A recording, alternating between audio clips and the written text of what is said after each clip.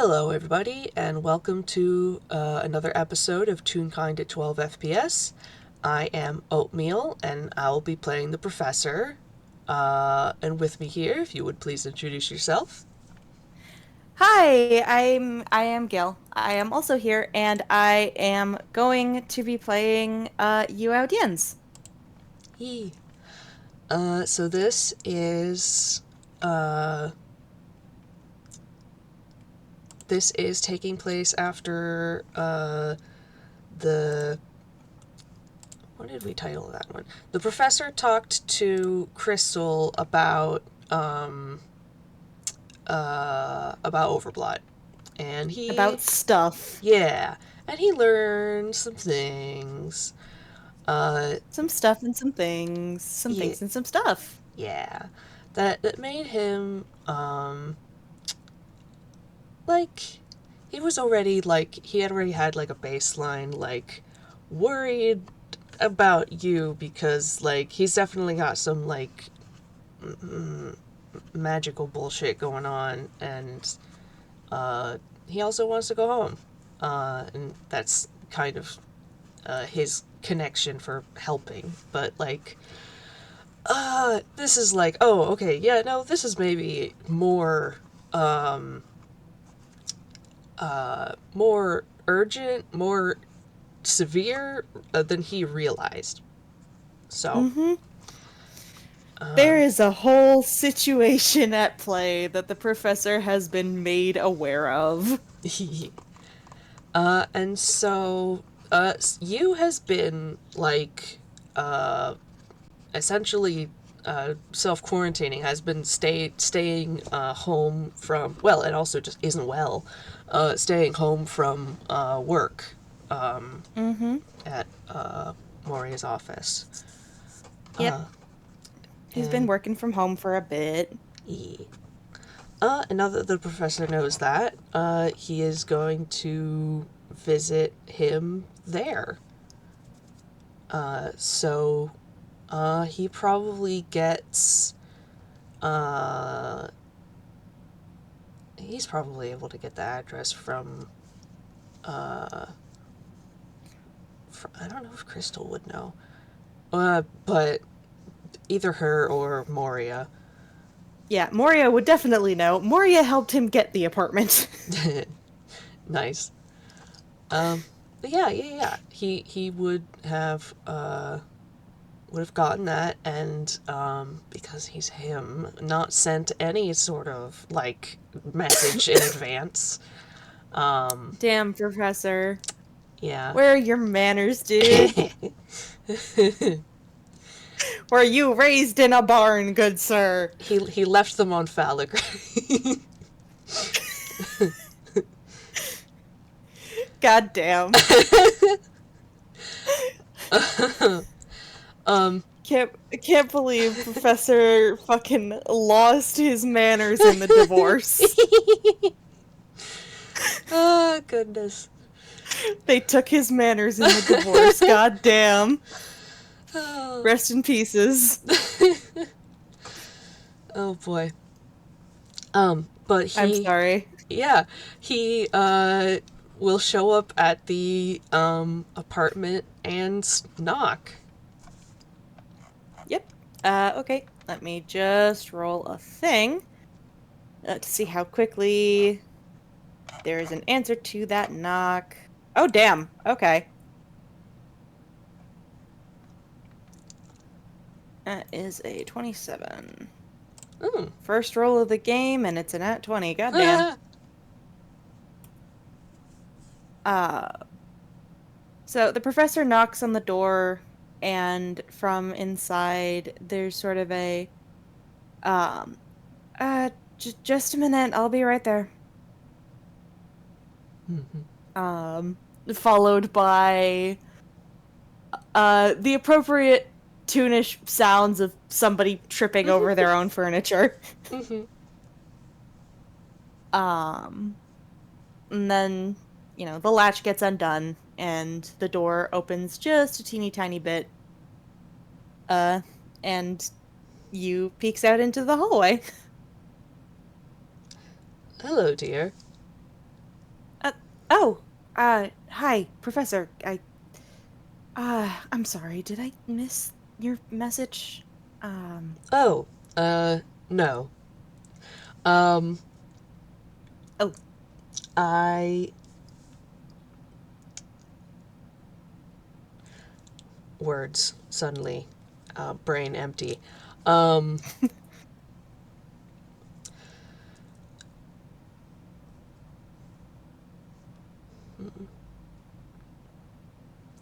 I wanted to stop in and give you an update on my progress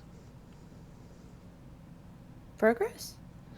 with. Oh, oh, right. Um, thank you for that. The, um, trying to find the way home the long way, yeah? Mm, Uh, and he kind of pauses and, pulls away from the door a bit, looks behind him, and then just nods and is just like, hmm. Would you like to come in? yes. Okay. Just give me a sec.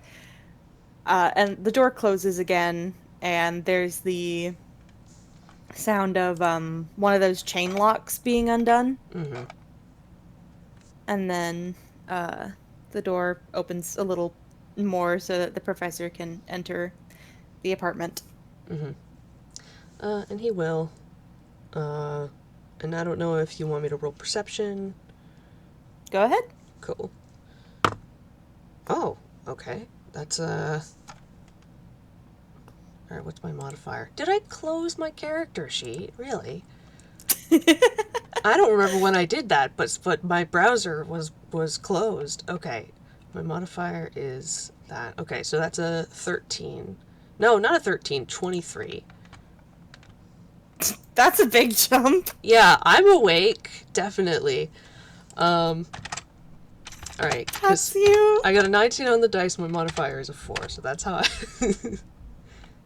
That's how math works. Yeah, so coming into the apartment, it is fairly well, it looks like it would usually be a very cozy place. I have described it before. It's a bit of a industrial style studio apartment, that sort of thing. Mm, Lots of red brick walls, a couple pipes sticking out of the wall mm, around the kitchen, that sort of thing. mhm. There's actually a big, sort of faded mural with a teacup on it Huh, on the wall over the couch.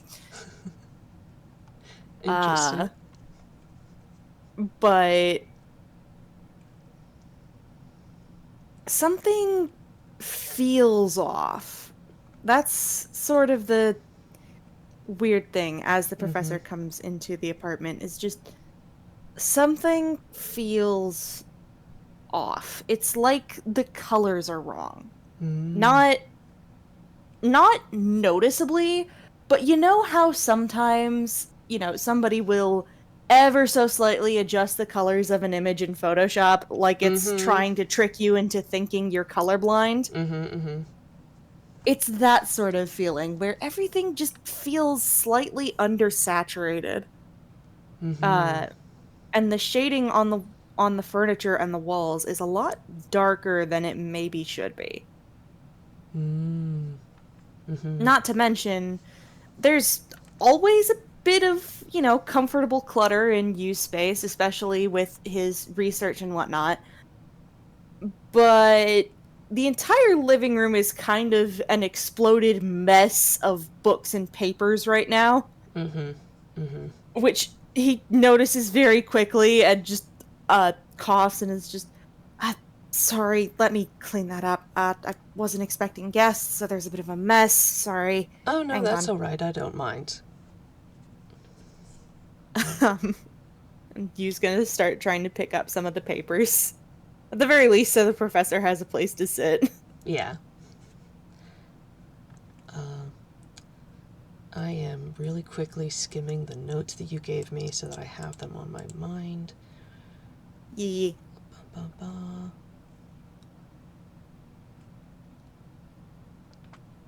Because the professor did get a ink slash blood sample from Crystal, from you, and the professor has gone and done some panels on it.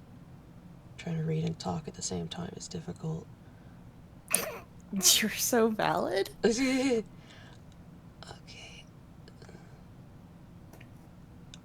Okay, right. That. And. Yeah. Okay, alright, I got it. So yeah, the professor comes in, close the door behind him, gets a look around, gets a vibe that's a little off, and um It yeah. fails the vibe check. Yeah. And this is yeah, this is already like, okay, yep, something's wrong, as he thought. Um, so, he, I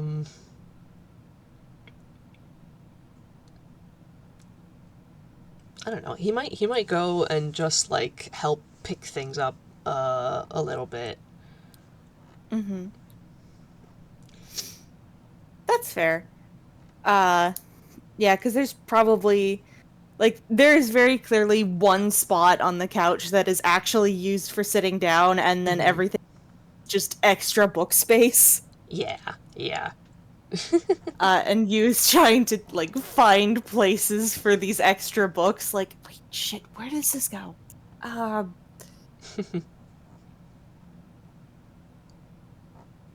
and he's just stacking them on the table. The table is very much like groaning in protest with how many books are stacked on top of it. Uh-huh. Um, I will also note with that good perception check the professor got earlier, there is something interesting sort of standing in the not exactly corner, but where the living room is separated off from the sleeping space. There is a tall thingamajig. You're not sure what it is, but it's sort of squarish shaped, and it's covered by a sheet. Well, Which you kind of set some of the books around that. so did you manage to get started working on that mirror you said you were going to try to make? Oh, yeah, actually, I've gotten fair bit of progress. It's mostly down to figuring out uh, which of the runes and sigils and markings go where, because, having sigils placed wrong, uh, bad times for everybody involved. We'd prefer not to explode a third mirror. Uh, First two attempts did not go well. I was picking glass out of my hair for weeks. That Goodness. sucked. Yeah, no, don't recommend it. That's why we take the glass out until the frame is done. Learned that on the second one. Oh boy. Well, But the third attempt is making a lot of good progress. good. Good. At least I think it is. I don't know. I'm trying to reconstruct a complex network of magical sigil bullshittery from a handful of photos and my own memory, which, human memory is great, but it is a very fallible thing. Oh, yes.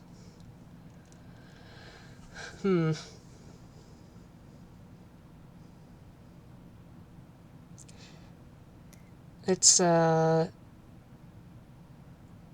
Well, I am glad you're making progress because on my front there's I guess sort of two uh, roadblocks. One being that just with a simple search of my navigational records, search through some atlases, I'm not seeing any matches for Earth. Lots of other M-class planets, but none of them like, none of them quite like that. They're just a little bit off. Ah, yeah, that tracks. And to the point where, and my records are fairly extensive, to the point where I don't think if it exists in this universe, it's not in one of the known locations. It's not within the known universe, essentially. Well, that would make sense. To get here, I had to go somewhere very, very far away, and I'm pretty sure this trip just flung me in the opposite direction. Mm. And Uh, then again, space may not exactly be linear when it comes to dealing with the mirror. mm, it, with all that magic, it very well might not be. Yeah. But thank you genuinely for trying. I Sure. really do appreciate it. Mm-hmm. The other thing being that my means of getting that far is currently uh, under repair. Ah, yeah, that's fair. Can't let the check engine light sit too long. Yes, it's been rather a bit too long. Um, but I was I was wondering how you're doing. Me? Doing great. I mean, not great, great. I'm obviously, uh, you know, Got stuff going on. got stuff going on. Stuff and things. Things are happening. It's it's great. We're doing our best. But, I've definitely been worse. Definitely been worse. So, Hmm. comparatively, great. Mm-hmm. Uh, can You've I don't know, get you a cup of tea or something? Oh, I'd love that. Awesome. Cool. That gives me something to do with my hands. Um, and he's going to turn around and go to the kitchen Mm-hmm. and start pulling a bunch of different kinds of tea leaves and whatnot out of drawers and mixing them together. Mm-hmm. Professor will go to where, like, he can still see him and converse, might be, like, leaning in the entryway between the two rooms. Hmm. There's not really an entryway. It's more of just the professor's probably leaning against the fridge, let's be perfectly honest. Okay, yeah. That's right, apartments. Yeah, it is all one room. The only separations are, the bathroom is its own room, Mm-hmm. and then there's a little curtain that gets pulled over the sleeping space. Yeah, yeah. Um, but yeah, Yu is listening to whatever the professor has to say. He's just also kind of distracting himself by pulling a bunch of leaves and dried fruits and bits of herbs and whatnot out Mm. of little drawers. Mm-hmm. So I noticed that it's been a while since you've been back in the office. Oh, yeah. Yeah, for reasons, it's probably safer if I stay here. I've already infected a few people. I don't want to get anyone else sick. Mm. That sort of thing. Mm-hmm. Just basic quarantine procedures. Uh, I can understand that. I honestly probably wouldn't have let you in if I didn't already know that it doesn't like you. Mm-hmm. And I'm no more powerful than I was the last time we met. Mm-hmm, mm-hmm. And it's not really, I mean, it's not really about being more or less powerful. It looked at you and said no. I don't know why. It doesn't even really like me talking to you, but it doesn't like me talking to anyone. Interesting. Hmm. Do you like cherries? I do. Awesome. Hmm. He puts a scoop of dried cherries into the tea bag and then Mm. sort of sets the kettle on the stove and flicks the flame on. I was actually talking to um, Dr. Everlight because Oh, is she doing okay? she would have me tell you that she's been managing just fine so far. Um, And your personal assessment is she's hanging on and she is uh, keeping it at bay, but hmm, it's she is in denial, I think, over what must occur in order for her to be rid of it. yeah, that tracks. That tracks. Oh boy. I should really talk to her at some point. Mm, probably. It would probably benefit you both. Hmm. Um, she also filled me in on a few bits that I hadn't managed to actually pick up uh, about overblot. I mean, it wasn't the main uh, point of our conversation when we spoke anyway. It just sort of came up peripherally, but um,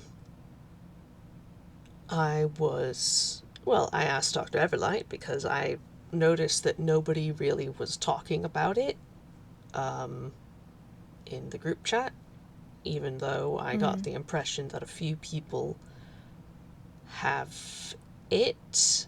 And from Dr. Everlight's words, it seems like multiple people have overblotted at this point, though Hmm. she did not tell me who, understandably.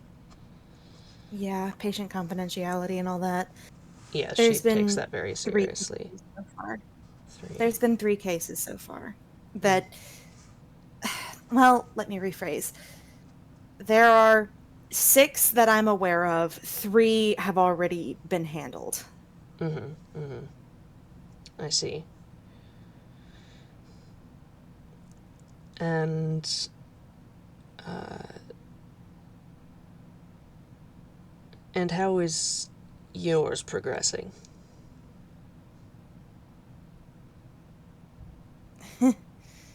Well,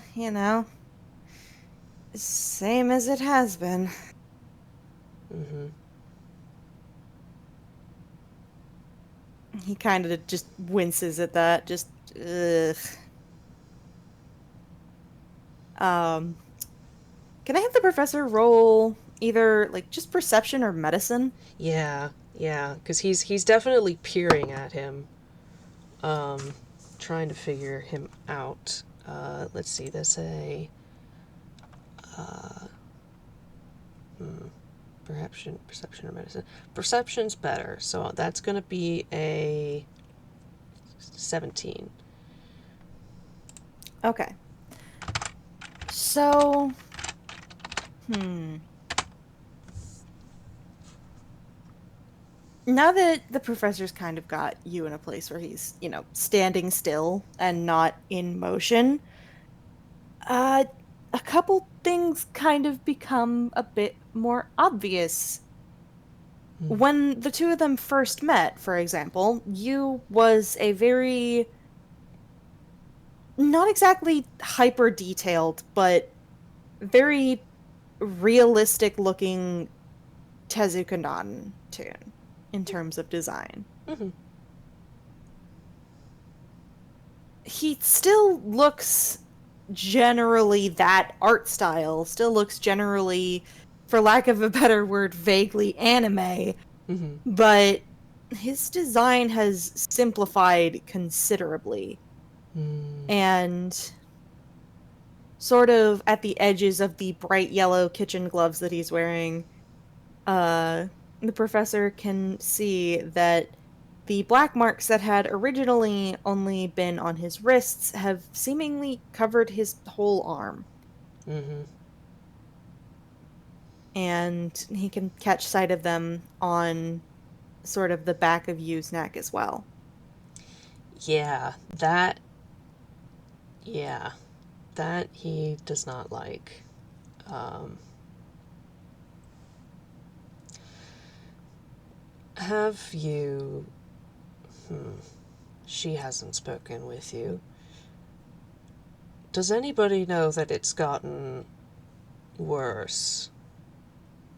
Uh, Moria does. I told her because I had to, give my reason for being out of work, Mm-hmm. but I've been trying to keep it quiet otherwise. No reason for anyone to worry. It's not like anyone can do anything about it. Mm. No sense making people upset over something they can't change. Well, Crystal has been trying to figure out a way to um, rid oneself of the parasite without overblotting, uh, both for your sake and hers. Yours out of Eh, necessity, hers out of, well, pride? mm, I think so. Yeah. It doesn't work like that. Trust me. If that was possible, uh literally centuries of people have been trying. Mm-hmm. If that were possible, someone would have found it by now. Mm-hmm.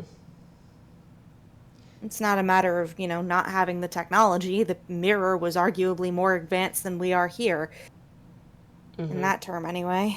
And it's not a matter of magic. They had magic coming out the wazoo, and it only made things worse. Mm-hmm. Mm-hmm. It's. Hmm. Well, too bad for Crystal then, but for you, then we just need to change tack. Uh, got to figure out how to get rid of that rune. Eh, that's easier said than done. Mm-hmm. Like I said, a lot of people have tried. Yes. It's. Hmm.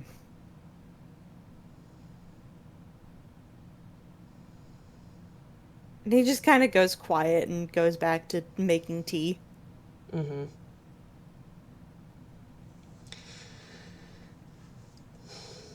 Hmm.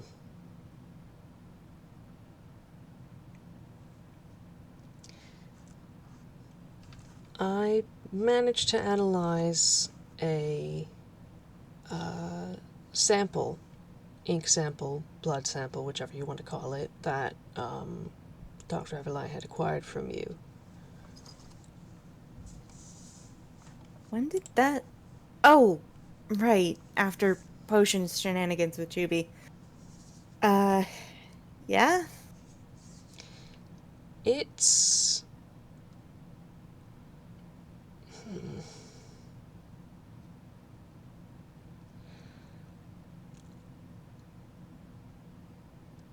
Eh.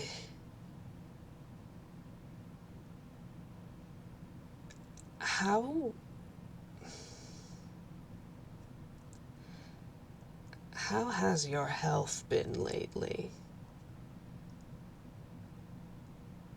Physically. Um, I mean, it's probably been better than it is now, you know. Not much hard. It's not hard to get much better than uh he gestures at himself. This, Mm-hmm. but I'm still functional. So, that's good. Yes. If only just. Hey, I take offense to that. He sort of just like rolls his eyes, slight smile. I am very functional. Thank you very much. Mm-hmm. Mm-hmm. What, you don't believe me? I can see it crawling up your neck. Well, yeah, it spreads a bit after every case, but that's normal. If That's you've what it's had been doing for ages.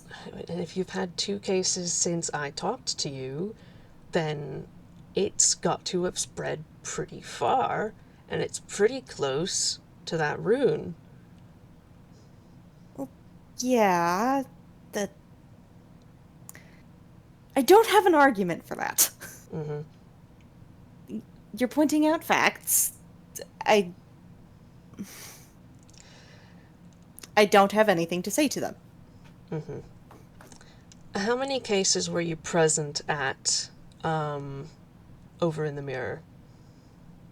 7. 7. Okay. And you assisted in all of them. I didn't just assist in all of them, sir. I solved all of them. Mm-hmm. It's been different here, but I used to do this stuff alone. Really? Yeah. I mean, I got help from stand-by or people who owed me a favor when the actual fight was going down because, and he gestures to himself again, 5 foot nothing, built like a twig. The best I can do is swing a baseball bat hard enough at the bottle to get it to shatter, but I'm not exactly great at the whole combat thing. Fair. I'm a lot more built for puzzles, but Mm. I was whenever the bottle was shattered, they were never the ones who got pulled in. It was always me. Mm. And I found the door, opened it, fixed the problem, bish bash bosh. Solve some sort of puzzle in ink space. Mm-hmm. It can take a lot of forms. One time I pulled a sword out of somebody's chest. Mm. Another time I washed a bunch of red ink off of some flowers. Mm. One time I had to pull a guy up off of a cliff Mm. that he was kind of barely hanging onto, and dumbass refused to help me pull him up. I had to do it all by myself. Ugh, Leona. Mm. I dare that man. And then that sort of thing, Right. Now, let's see, just thinking of the logistics. The overblot would have been, I suppose, manifesting them in them for a while, had reached a certain strength. Well, he kind of waves his hand. Works differently there than it does here. You gotta remember, in the place where it came from, it wasn't like it is here. It was a rule of nature. You know how this world kind of has a concept of magical exhaustion? Yes. You use too much magic, you run out of it, and you have to rest up before you can use anymore. Mirror doesn't have that. You can keep using magic as long as you like. The only problem is if you start to use magic when you're tired or really, really upset about something, it gets affected. You start to accumulate what they call blot energy, which is this sort of shadow of magic. I don't know. They were never able to explain how it works. Basically, it's a measurable form of energy there. It's the inverse of magic. Magic creates something, but to create something, you have to destroy nothing, and the blot is the space in the nothing that was left behind. Does that make sense? That doesn't make sense. It makes enough sense. I mean, dealt with the concepts of antimatter. Yeah, it's kind of like that. It's difficult to explain, but that doesn't mean it doesn't exist. Yeah, exactly. I was never much of one for physics, but yeah, basic concept. So what would happen is when somebody got close to overblotting there, it wasn't because they'd been infected and the infection was progressing. They were infected from the minute they were born, basically. It was just a matter of finally getting the right set of stimuli that drove them to let themselves accumulate too much of that energy, and shit went south real fast.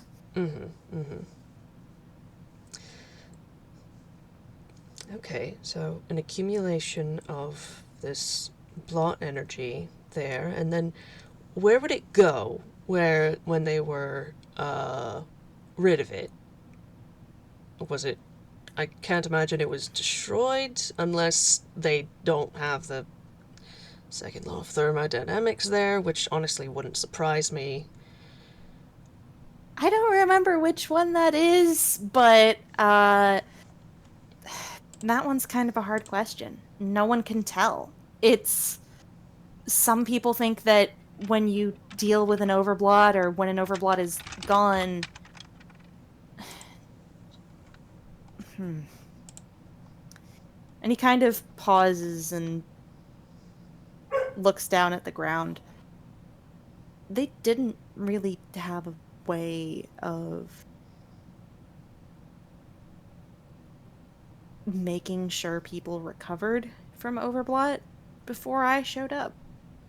I don't know why. I'm not a doctor. I'm not, any sort of magical therapist or psychiatrist, but a lot of the cases, the blot energy didn't get a chance to be dispersed. It didn't get a chance to leave. It ate whoever it had entirely. But there would be a few cases where whoever it was would manage to fight their way through it on their own, or someone would help them fight through it and they could survive it, barely. But before before I showed up, that was a really, really rare thing. 7 overblots in 4 years is a lot, but 7 overblots that everyone survives in 4 years is unheard of. I see. I don't I was never able to find any research papers or examinations of Inkspace. The closest I could find were old books of legends on how things used to be, how things used to be in the time when people still used old trade, which means that a lot of this stuff isn't really researched. There's not a lot of solid answers in that regards on where does it go when it's gone? We don't know. It just kind of poofs. It might still be there, but someone who's overblotted very, very rarely overblots again, and if they will, it will almost definitely kill them. But Is there something it could be converted to? Because maybe. if we're going with the idea that energy can either be, well, energy and matter can not be outright destroyed, but converted,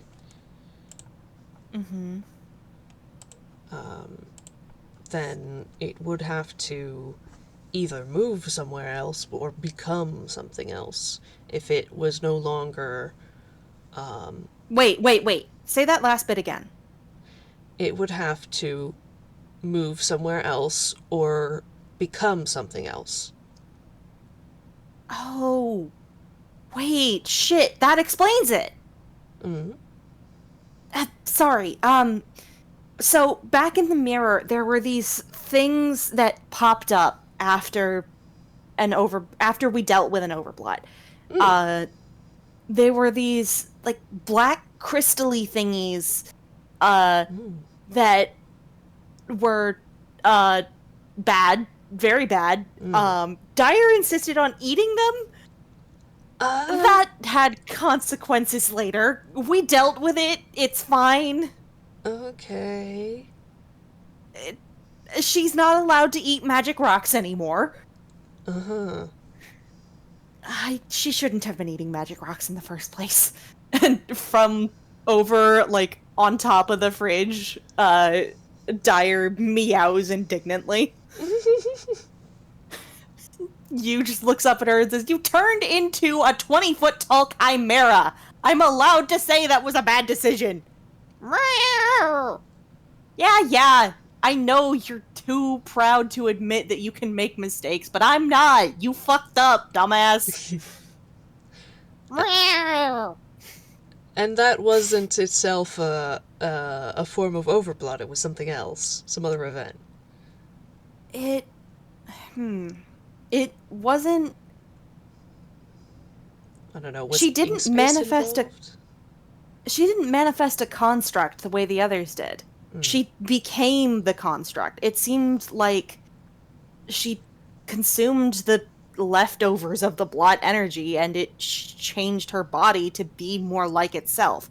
Anyway, in this world, when we've handled overblots, there's been something else that's been left behind. Not a black crystal like that, but a sort of rainbowy white crystal.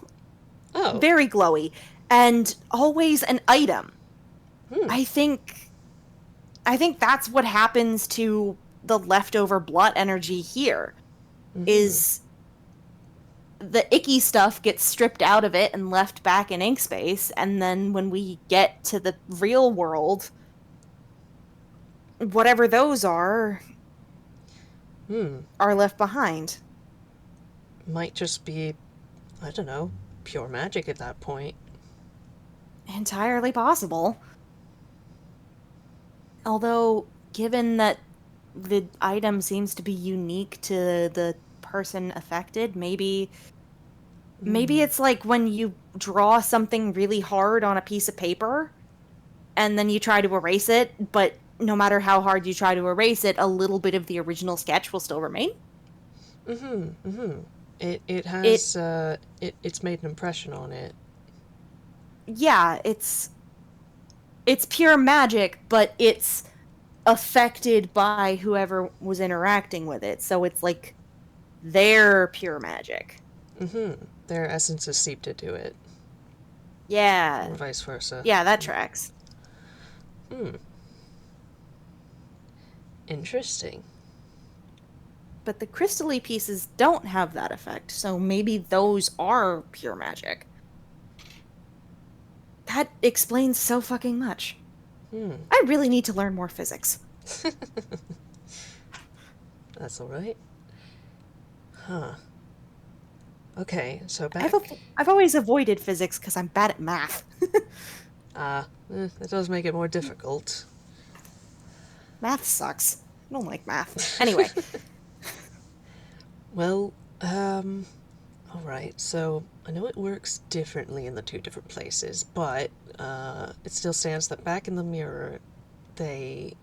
It became something, but it was something that was still overblot influenced. It still had a negative effect, Mm-hmm. which accumulated and had consequences. Dire sniffs offendedly. Oh man. And here, all right. So we've got the magic part, but the overplot influence part of it gets removed. And you think Sent it back to ink space, maybe? maybe is there something in ink space that I don't know, just shows up after a case? Like, oh, there's a new something that's probably the remnant of somebody else's overplot that got completed.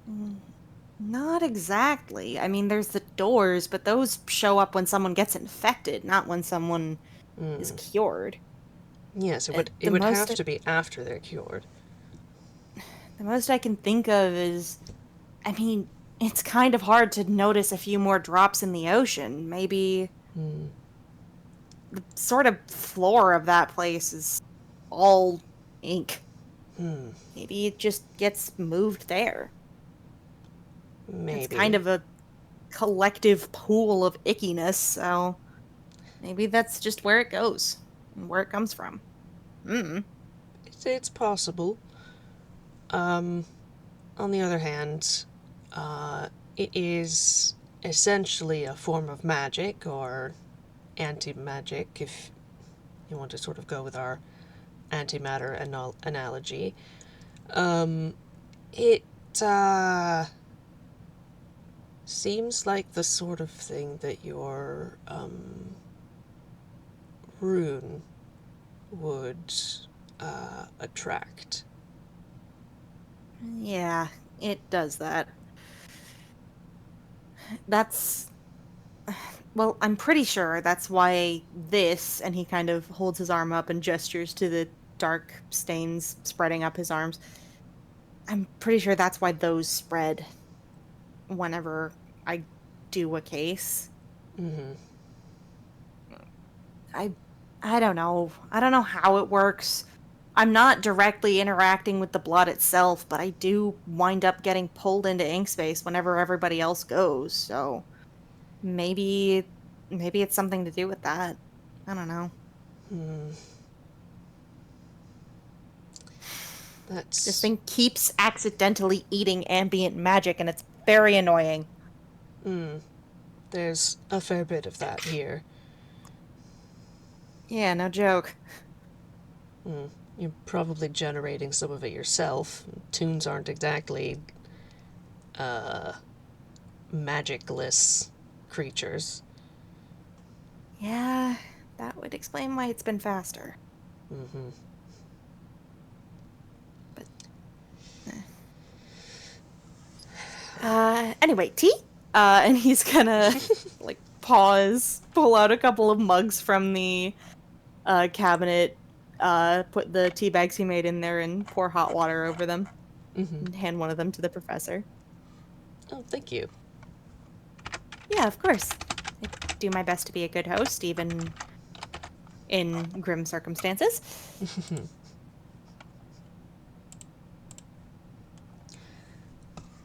How's the tea?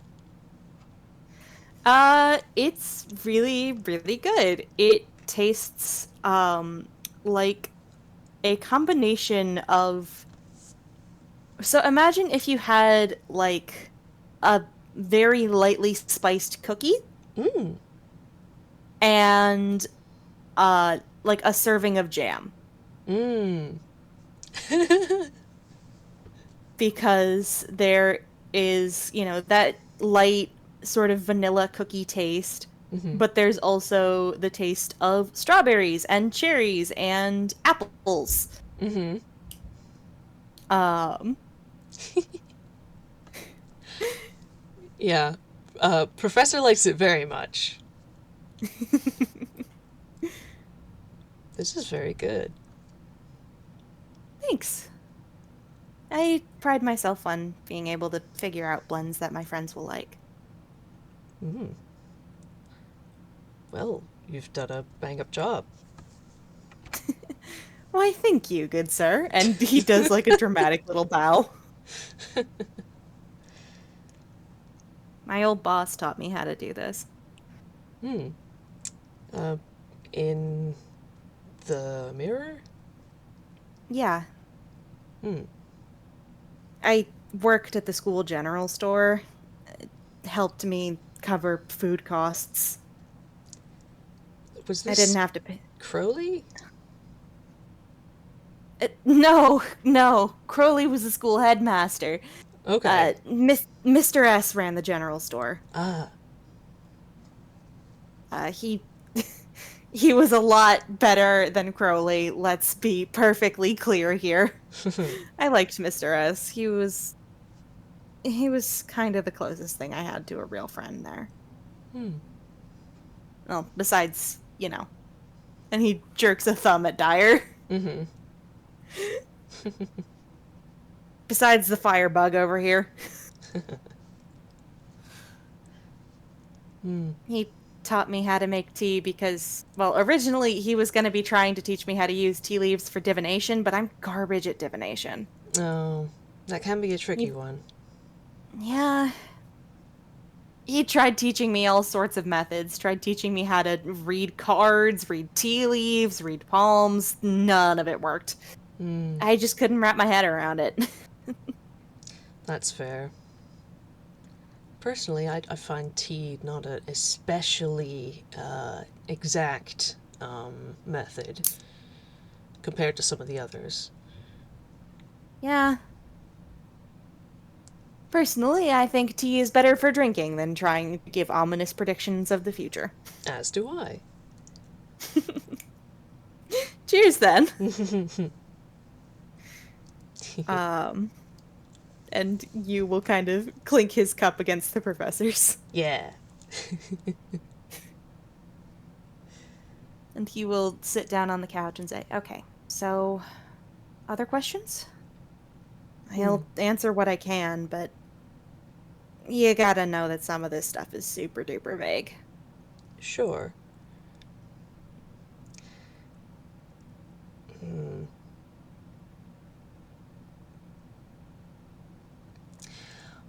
Well, uh,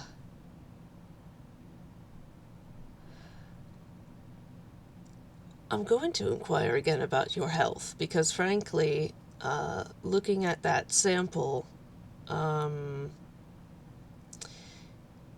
eh, it has a sort of necrotic effect on living tissue.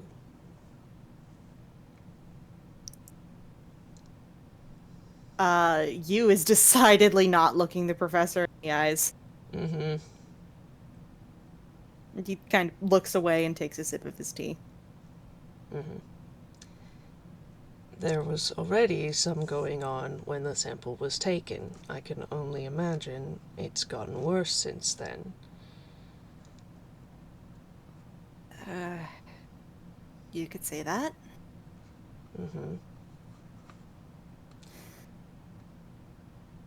And your... I don't... Your designs changed. Subtly, but it's simplified. He winces and, yeah, I noticed that. That was why I went to Moria and told her I needed to back off. Mm-hmm. It didn't feel like a good thing to see. Not typically. I... Uh, matters of health are so inconsistent across toons, but uh, uh, generally speaking, an oversimplification of a design is when not just momentary for, I don't know, some exaggerated action or fast movement or some such, Mm-hmm. when it's consistent, even in moments of stillness, it's that's that's a bad sign. Yeah, yeah, that makes sense. I kind of guessed as much. Mm-hmm.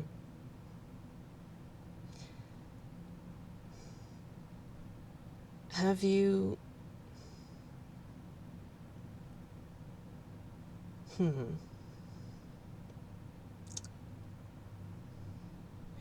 Do you? Have you been losing ink? Um, that's one way to put it. Hmm. He kind of winces and says, really no, there's really no good way to put that, is there? And he will look at the professor, look down at his hands, and sigh and say, "Okay, don't freak out. Okay? All right. No, no screaming, please." I'm not going to scream. Okay, just covering all my bases, all right? I don't know you super duper well. I don't know what freaks you out or what doesn't. Not this. I've seen some shit. Yeah, that tracks. He kind of laughs, kind of like he has a bit of an inside joke, but Yeah, he raises his eyebrow a little bit. Like, tracks with what? waves a hand. Spoilers, possibly. Otherwise, I'm just wrong. Anyway, Hmm. um, and he will take off first the bright yellow kitchen gloves that he was wearing, Mm-hmm. and then the thin pair of leather gloves that he wears underneath. And he holds up his hand for the professor to see.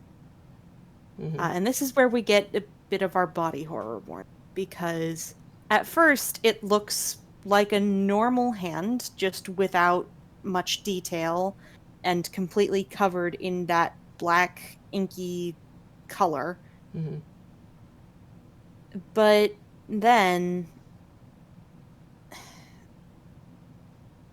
it starts to melt, Mm-hmm. and it melts away, revealing white bone underneath. Yeah. He is just kind of watching, and not a whole lot in his expression changes, but his eyebrows raise, and he just sort of nods slowly. And after, sort of shaking his hand out to shake the ink back into place over the bones, you will pull his gloves back on and say, "That's been happening for a while." I see.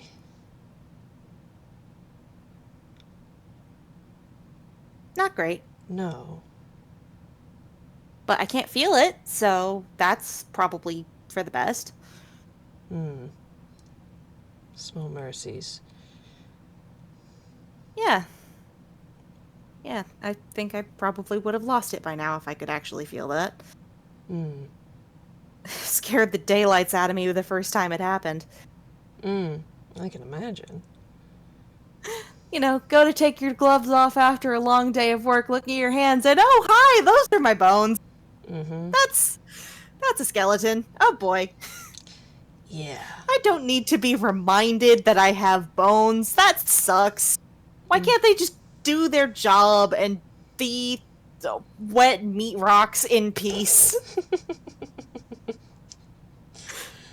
uh.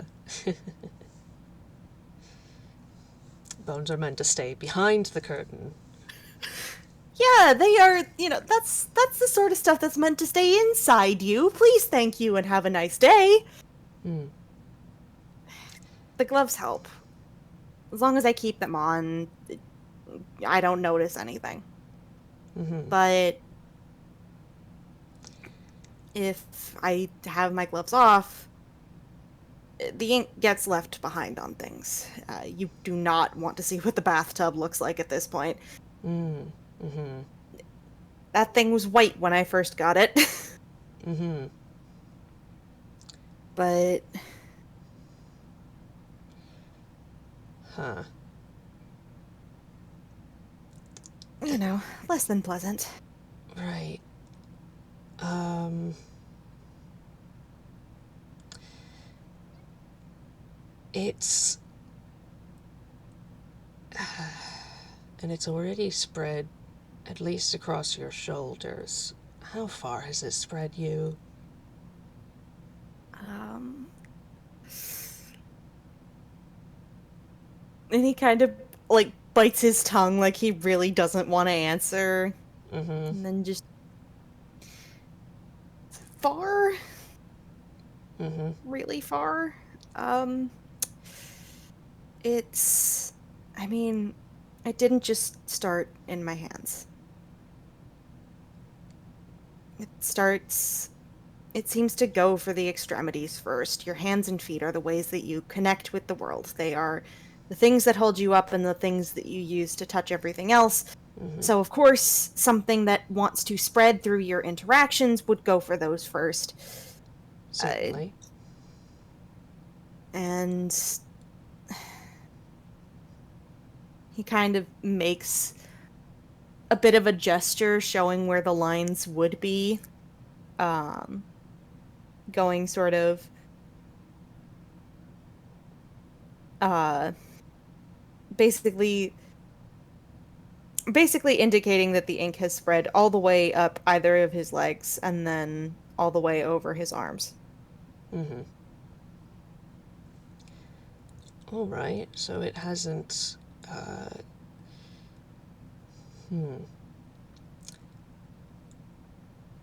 Hasn't completely engulfed your thorax yet, which is good, because that's where most of your uh, everything is. That's where the important bits are. Yeah. We do prefer those stay intact. Yes, yes. Mm.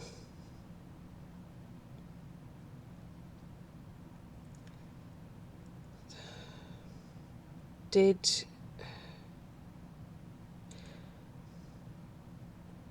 weird jump, but did the people in the mirror, did they, you said there were these crystals. Were there were there items as well after? No, that's the weird thing. The crystals were a lot bigger than they are here. Here they're like little pocket-sized things, but there they were kind of gestures to something about the size of a shoebox. Oh, okay. Huh. But that was the only thing that got left behind. Interesting. Hmm.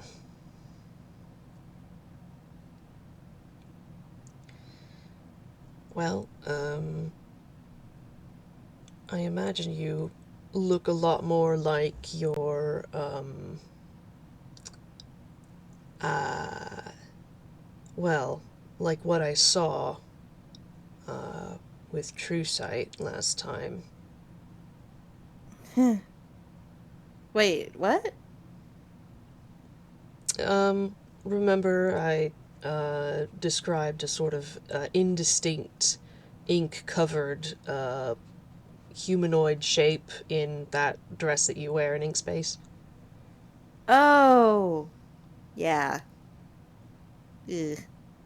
Right. That is not a notion I'm comfortable with. Yeah. And then, well, I think the bits that confuse me the most are, uh, the the strings uh, around your hands and your wrists, uh, and that mask.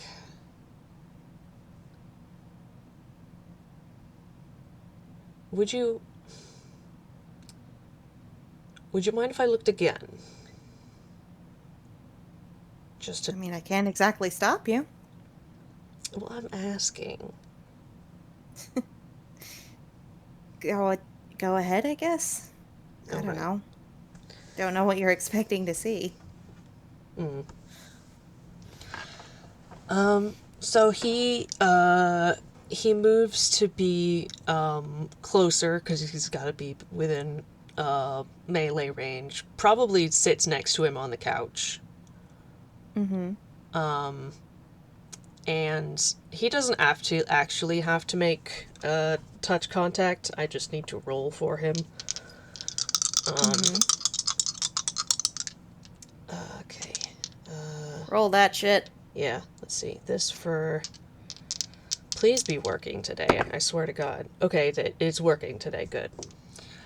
Yay. And his perception with that. Okay, not as good. Perception. Uh, that is. It's at 11.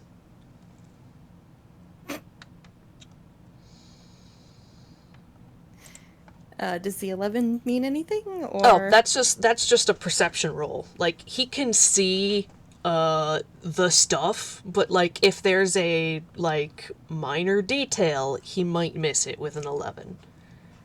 Ah, okay, okay. Okie dokie. So like treat it like uh there's no veil between them, but it is still possible for him to miss shit because he's not looking right. Mm-hmm, mm-hmm. So, hmm. Visible but not noticed. Right, right. What he sees is mostly the same. It's mostly the same of this figure made primarily out of ink with that blank white mask of chalk. Mm-hmm. With an 11, that's like 1 point better than Mm-hmm. average, so I will note a couple things. Those, hmm, those strings around uh the wrists and around the neck are, it's hard to tell because, you got one look a couple months ago and this is a Mm-hmm. couple months later, but it seems like there might be more of them. Mm-hmm. And kind of how you had showed him with the ink flowing down when he held his hand up to reveal the bones underneath. Mm. That effect, but over the whole arm Mm. and starting to spread to the chest. Mm-hmm. Or at the very least, he can assume it's starting to spread there if the ink staining the fabric is anything to go by. Mm-hmm. Huh. All right. Well, it looks as though um, the hmm, how do I put this? I can see the bones in your arm. Well, that's not great. No, it's sort of like it is in person now, which well, in person, it, in see, I don't know why you don't look like this. Is the thing? It's either because some of this exists on a different uh, plane, or it's hidden by some magic. I don't know, but you are matching it more and more in regular vision. Maybe not quite to the extent. It's hard to say. And those. I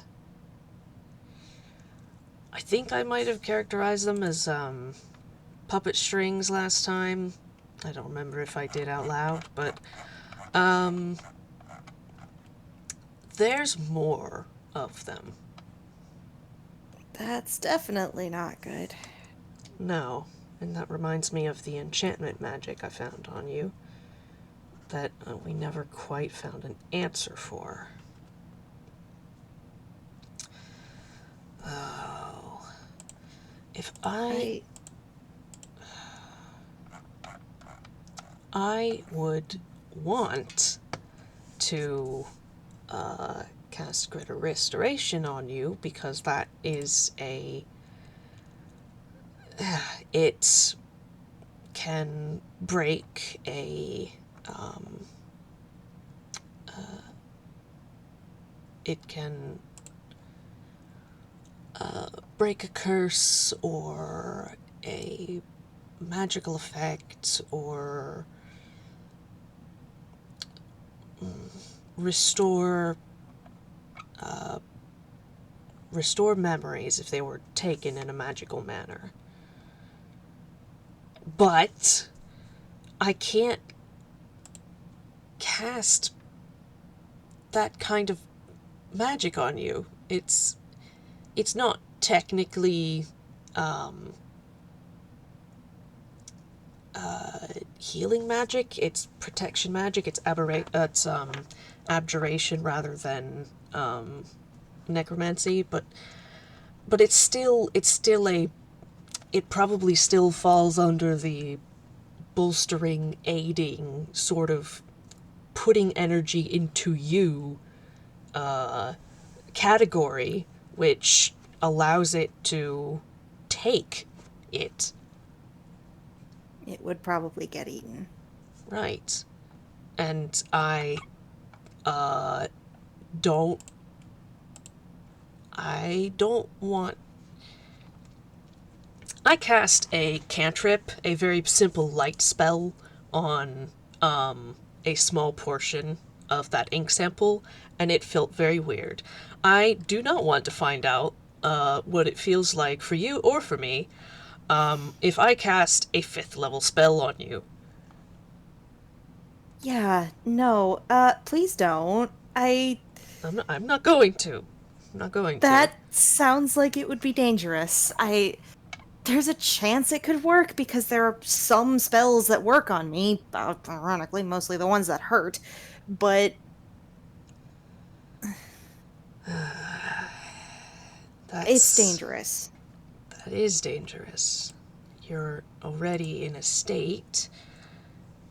At the same time, if you think there's a chance that it can actually still do what it's meant to do, and not just get eaten, we could potentially find something out. It might, I don't, it, chances are there is something, there is some magical effect on you that can be removed. I don't know if that includes memories or a charm or something else, but there is a chance that we could improve your situation one way or another at the with the trade-off of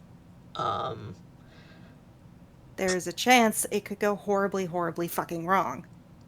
yes.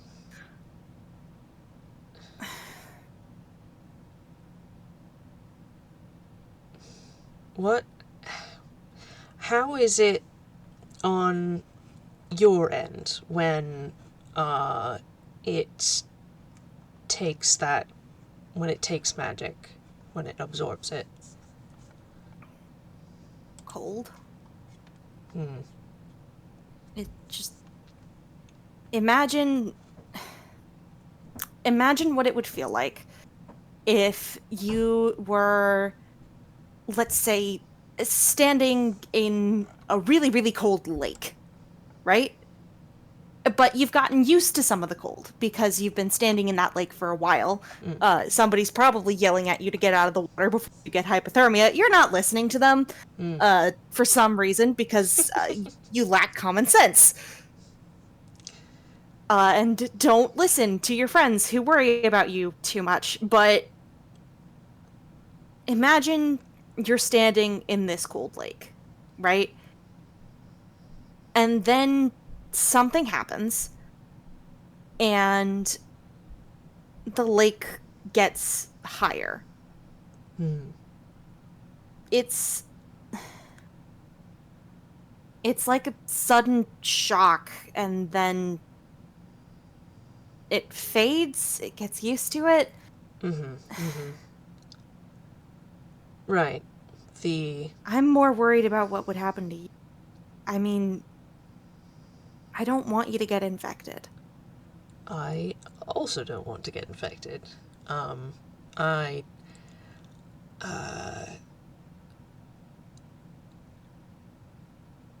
I actually cast one of these on Crystal and it didn't. Well, I mean, she doesn't have a Facera rune, so it wasn't going to act exactly the same, but it didn't hurt either of us. So, at least it's not the blot doing that, it's definitely the Facera rune. I think the blot just benefits when it happens to you. They've got a symbiotic relationship bullshit going on, and I am an unfortunate host of both parasites.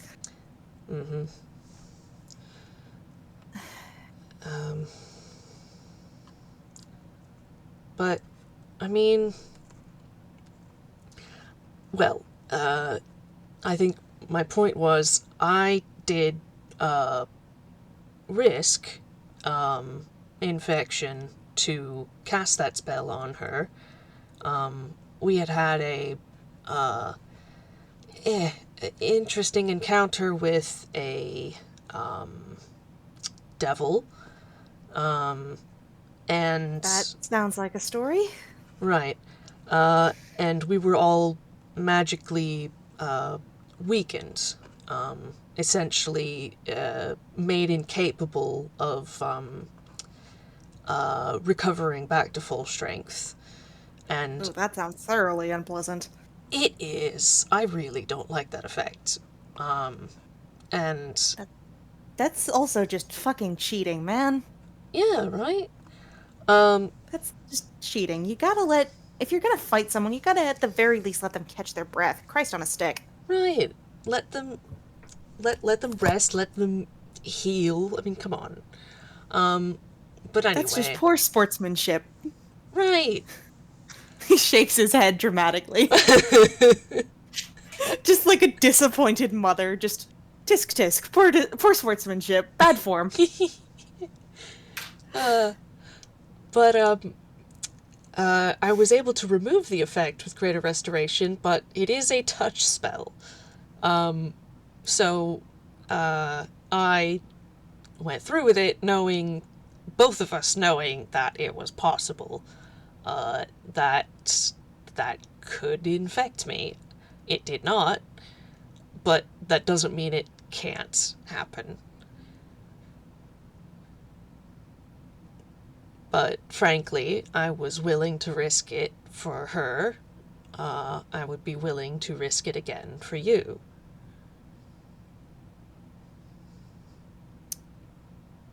Okay. And here is where I, Whirl the player, I'm going to pause this. Okay. And do a little bit of behind the curtains shenaniganery. I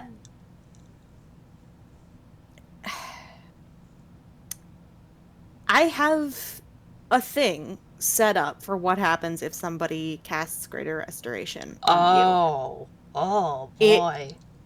it won't result in the professor getting infected, because I'm not taking any more blot cases at this point. I've got 3 more to handle. It won't result in the professor getting infected, but it will likely make things a bit more emotionally heavy. So, because again, this is a little bit of behind the curtains spoilers. The stuff that's affecting you, enchantment wise, is a matter of mind control and memory. Yeah, that's kind of what Professor is suspecting.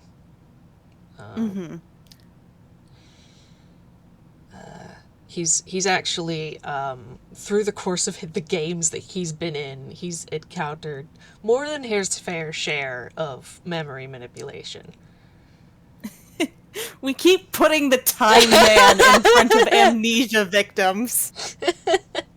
Something like that. He's also been subject to it, so yeah. Oh no. Yeah. Holds him. Thankfully, his species are resistant to Memory bullshit. yeah. Granted, like it can have an effect, but like it's like it could be reversed. That's fair. But anyway. So let me put it this way. I am perfectly willing to, and I would be happy to do what I have set up for if Greater Restoration gets used. Are you in a place where you're okay with that? I am. I think I would be delighted. Oh, fun. Well, guess I get to play a panic attack today. Oh, great. All right, gonna add that to the content warnings. Marker. Maybe Unpause. maybe it's for the best that we don't have a live audience. We don't have a live studio audience today. Oh boy. Oh boy. All right. Well. But before we do the spellcast, Yuu actually is going to pause, and then he gets a funny look in his eye. And he looks up to the professor and asks, "You can see these string things you're talking about, right?" Yes. Are they a specific color? Oh, yes. They're gold, sort of a golden yellow. Yuu's entire body tenses up at that. What does that mean?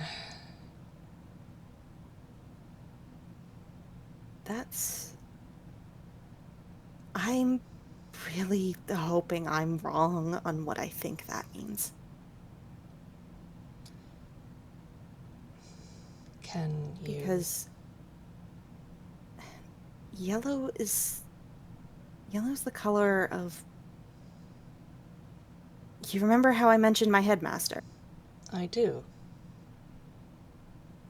His magic was yellow. He was the only person I encountered that had a particularly bright yellow as his shade of magic. There were people who had gold magic and orange magic and, different shades, but his was this sickly yellow color that I don't think I'll ever quite forget.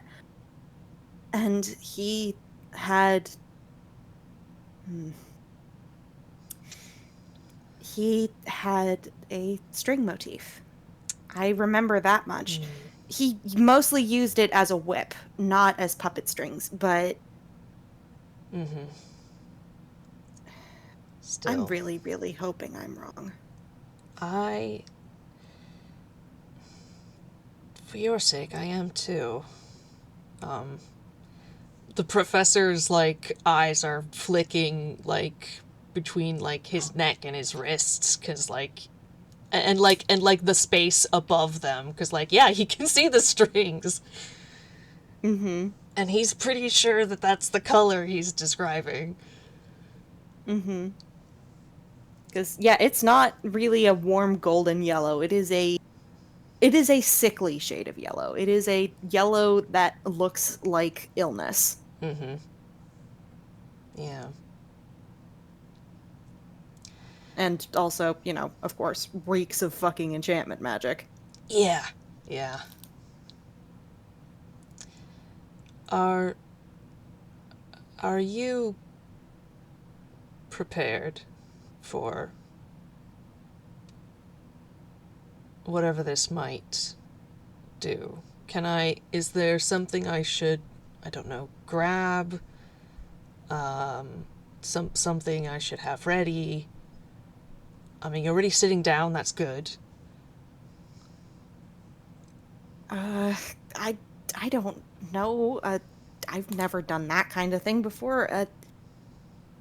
He's going to look over at Dyer, actually, because she knows magic. She was from that world. She has seen this sort of thing happen before. And she will look back at him, and she's going to look at the professor. And I get to roll insight for the cat. Nice. Of course, the cat doesn't have a stat block, so I'm just going to use insight, because Nice. I use the same stat block for both of them. Yeah. She is judging the professor's intentions, and she got a what? 22. Oh, okay. Yeah. They are, as he's stated, like, there has been no deception. And like, yeah, he is, there is, there are multiple levels of want to help this kid not hurt and have this effect, and then also, like, want to solve this problem for other people, and a sort of natural curiosity layered on top. So, like, there's multiple motivations, but they're all genuine, and they all are essentially positive, and he has no intention of, I guess, hurting you any more than they sort of have agreed to take. Agreed to the potential of. Yeah, yeah. Some medical procedures hurt, and that's just part of it, and you have to take that. Sometimes we must accept that surgery is stabbing someone to make them better. Yeah, yeah. So, like, yeah, minimize the suffering, and hopefully solve the problem.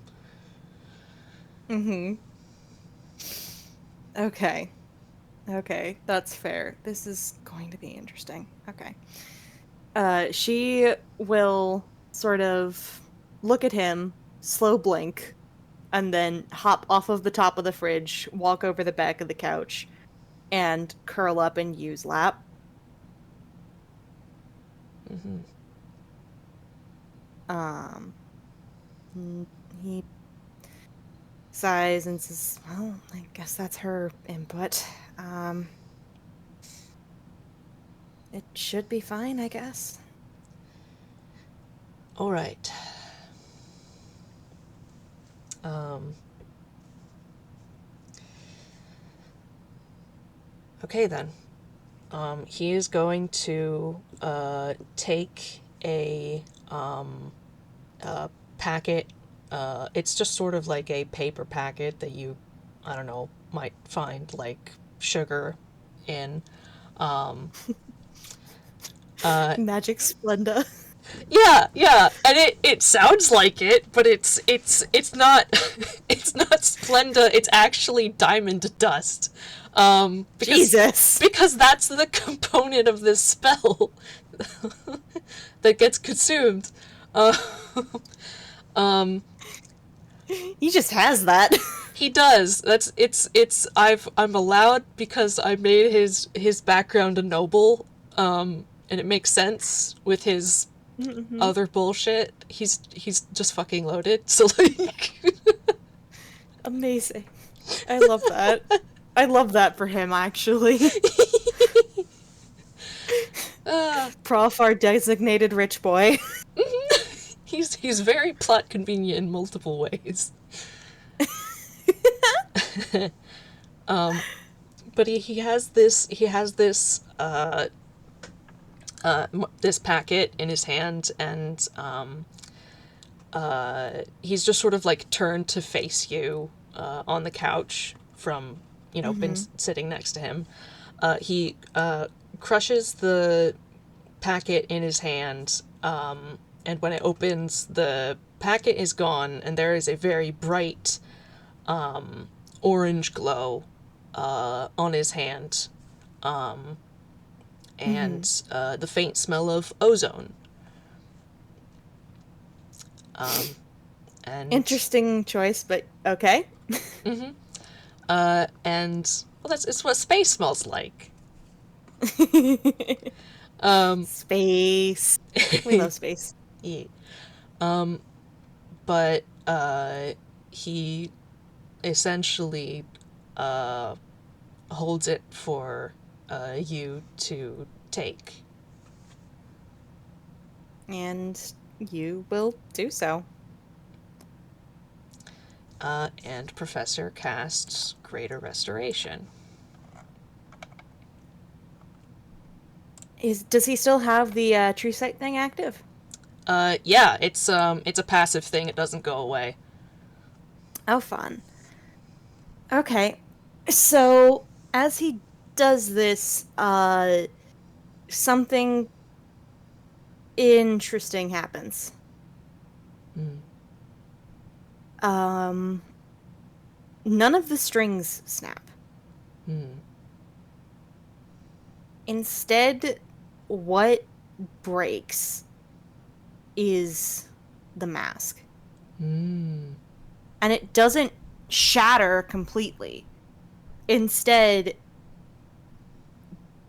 that orange color of the professor's magic spreads through the mask like cracks, Mm.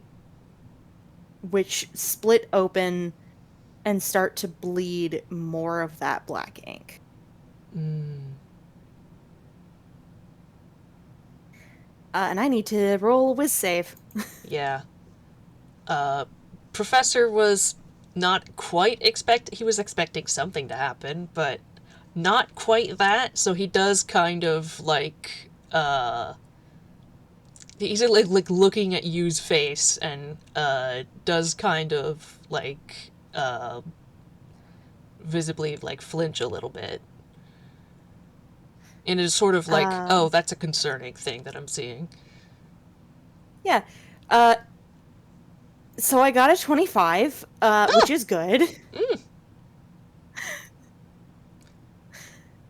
Woohoo. Um, so use good news, not immediately on the ground with a migraine.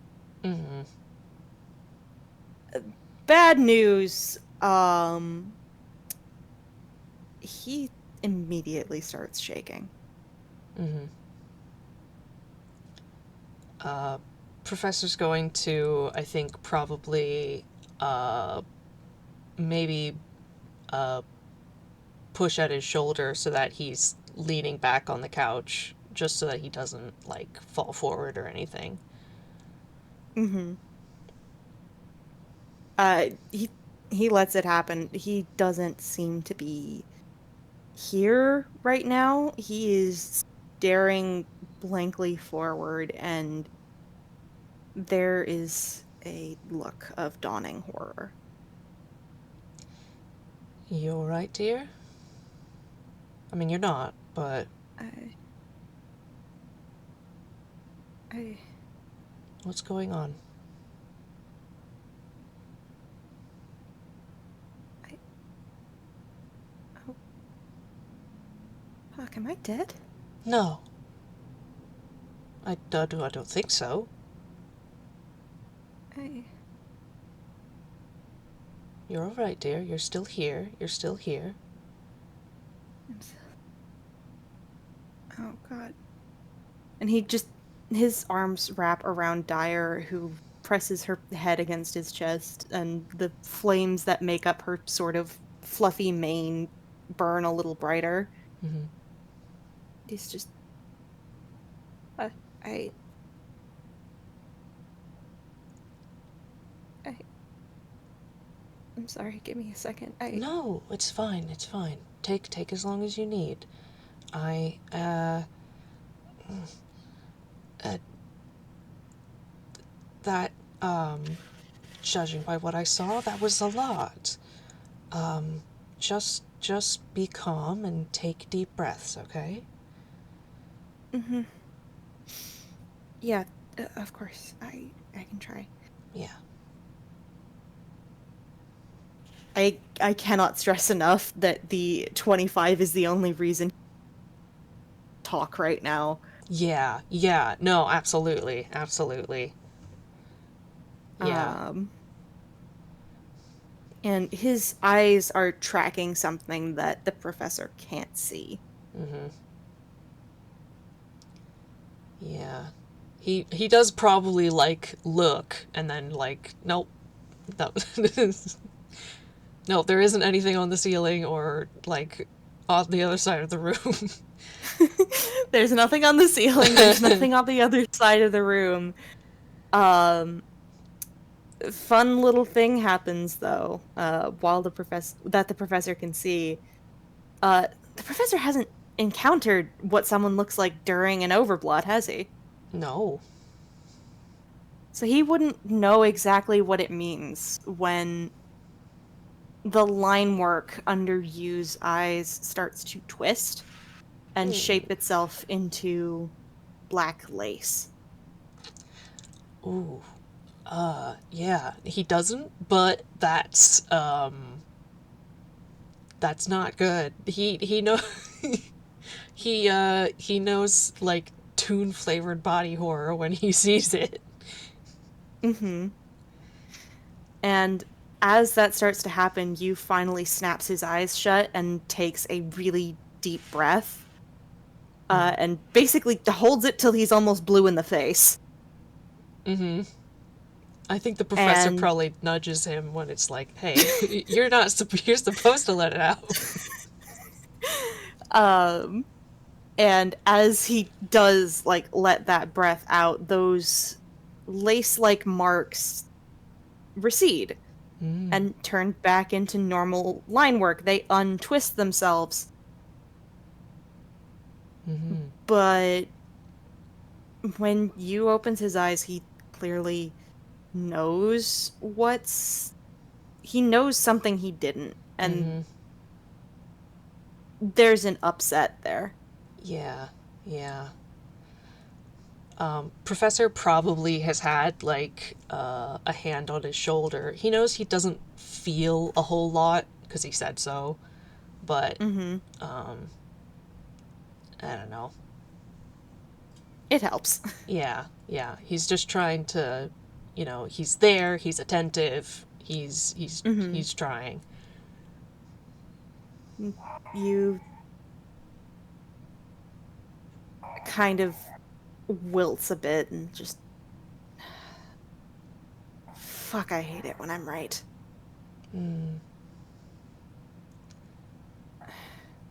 I thank you. Oh, well, I... you're welcome.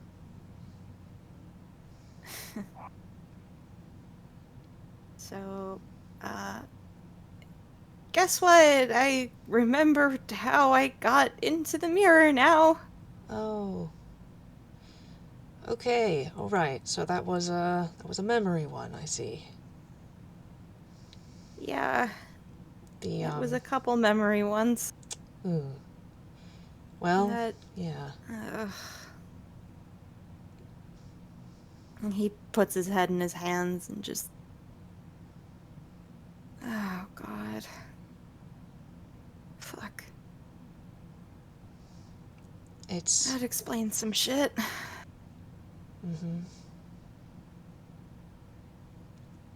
it's alright. Go ahead and process. You're, Yep. you're still here and, well, you're not physically okay, but you're physically the same as you were. It was more of a magical and mental effect, so. Yeah, I'm the same as I was 10 minutes ago. Oh, God. Oh, that's funny. It's fucking funny. Oh, God, how many fucking tropes am I playing into? He hit me with a fucking carriage. With a carriage? I guess. Oh. I He was... Crowley? Yeah, Yeah. must have been. I was going home. I was walking home from the theater. Or, no, I wasn't walking home. I was excited to go where I was going, so I must have been going to the museum. Yeah, I was going to work, and then this carriage came out of nowhere. No driver, no horse, but massive thing made of black wood and glass, and it hit me. And I didn't... I don't know if I died. I don't think I died. I don't feel dead. I don't think you are. I think I would have noticed. But I think I would have noticed. I think I would have fucking noticed if I've been dead for 4 years. Or at least I'd fucking hope I did. Christ! That's a big thing to miss. I mean, it's surprising what you don't know you're missing, but I think your life would be one of those where, you'd be pretty fucking aware. No, I don't think I'm dead, but... No, visible bones aside, you are alive. Despite the, unfortunately cliche, isekai. I know! It's such a cliche! That's cringe! That's so cringy! Oh God, Rio would have my head over dying like that! Rio would fucking have a field day! Oh God. Oh boy. Oh God. He hit me with a carriage. Yes. And that's where that dream I keep having came from. That's the take the hand you see in the mirror and don't let go. That's... He said that to me, I think, in some kind of... Did he... Can you summon a person?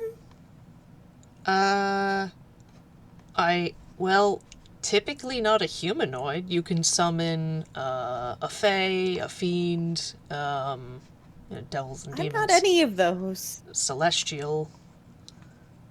Can Fae summon people? I know he's an archfey.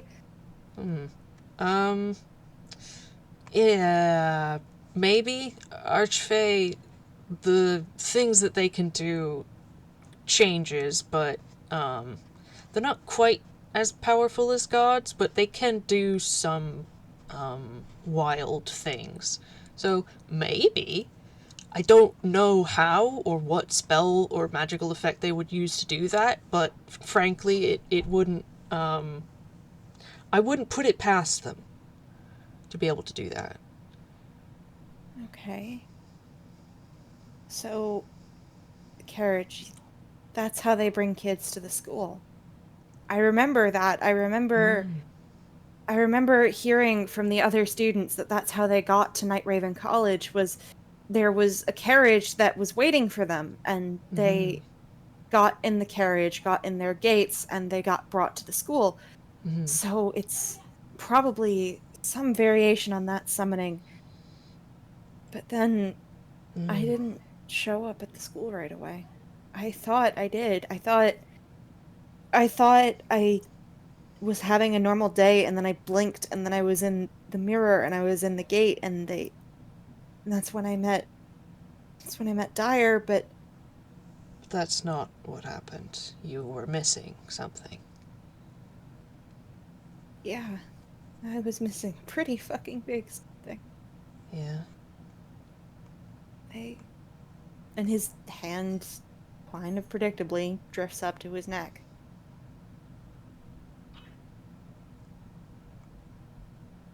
He whatever he did, he brought me from my home and then we were in the mirror home. I was confused and scared and I didn't know what was happening and then Of course. I took his hand because he told me to because there was a voice telling me what to do in a situation where I had no understanding of what was going on. I didn't know what he was asking of me. No, of course And then not. he put his hand on my neck and everything hurt.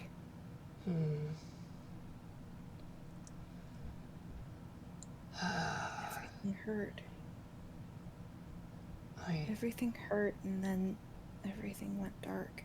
And then that's when I was in the gate. I see.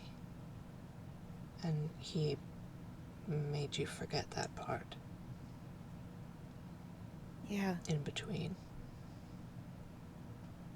He nods and frowns and says, and this isn't the first time I've realized it. Oh, no?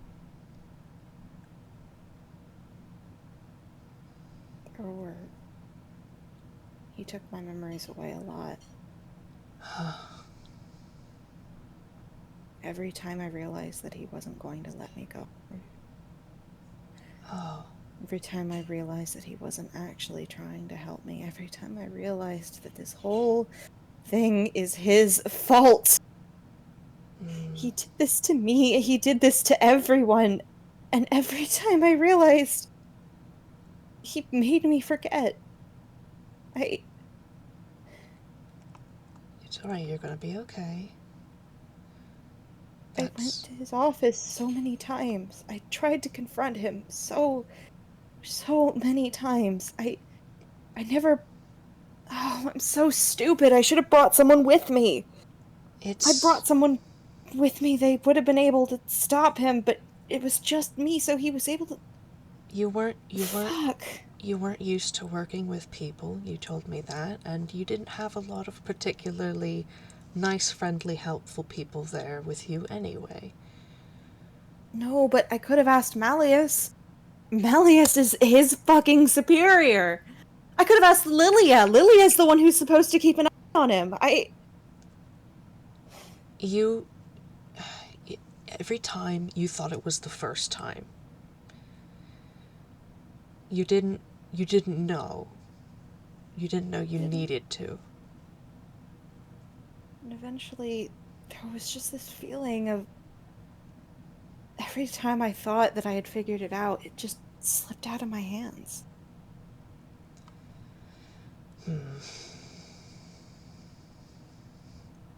Either another enchantment or just the result of repeated memory manipulation. I don't know. It felt like trying to confront him about it would be bad. And it felt like he put this idea in my head that it couldn't possibly have been his fault. Yeah. Because he's a dumbass. Mm.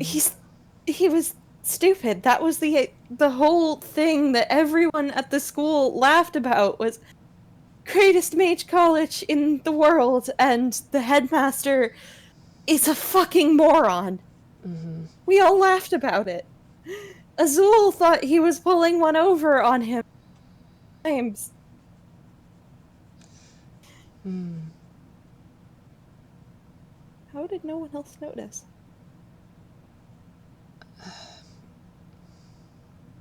Did they just already know? Already know that... I don't know. Lilia must have known that it was his fault. He was around when Crowley wasn't headmaster. He was around before. He talked to me about what the world used to be like back before. Would it have been possible that Crowley had gotten to them too, one way or another? Maybe? But Lilia's a general. Mm. Crowley's a lot of things. Insubordinate. Actually, that actually might be one of them, but would he have? I don't know if I would put it past him at this point. I don't know. He thought he could do whatever he wanted. Well, that's not a surprise. Everyone there thinks they can do whatever the fuck they want. If you have magic, you have power. If you have power, you can do what you want and no one can stop you. But he did it even to the other powerful people, it sounds like. Possibly. Maybe. Which, typically, if you're going to have a stable environment of megalomaniacs, you've got to at least have an understanding of, well, we're not going to mess with each other too much. Otherwise, they all mess each other up and Chaos. you don't have anyone anymore. That's how you get world wars. But...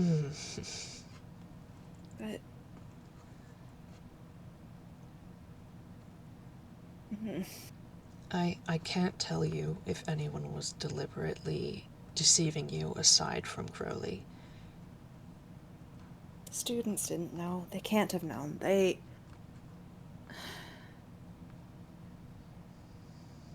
No, I know they didn't know. The faculty... One time I realized it was because...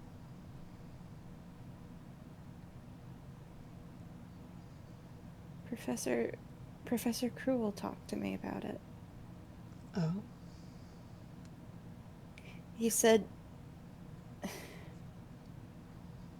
He was the one who was trying to find a way to get this thing off of me.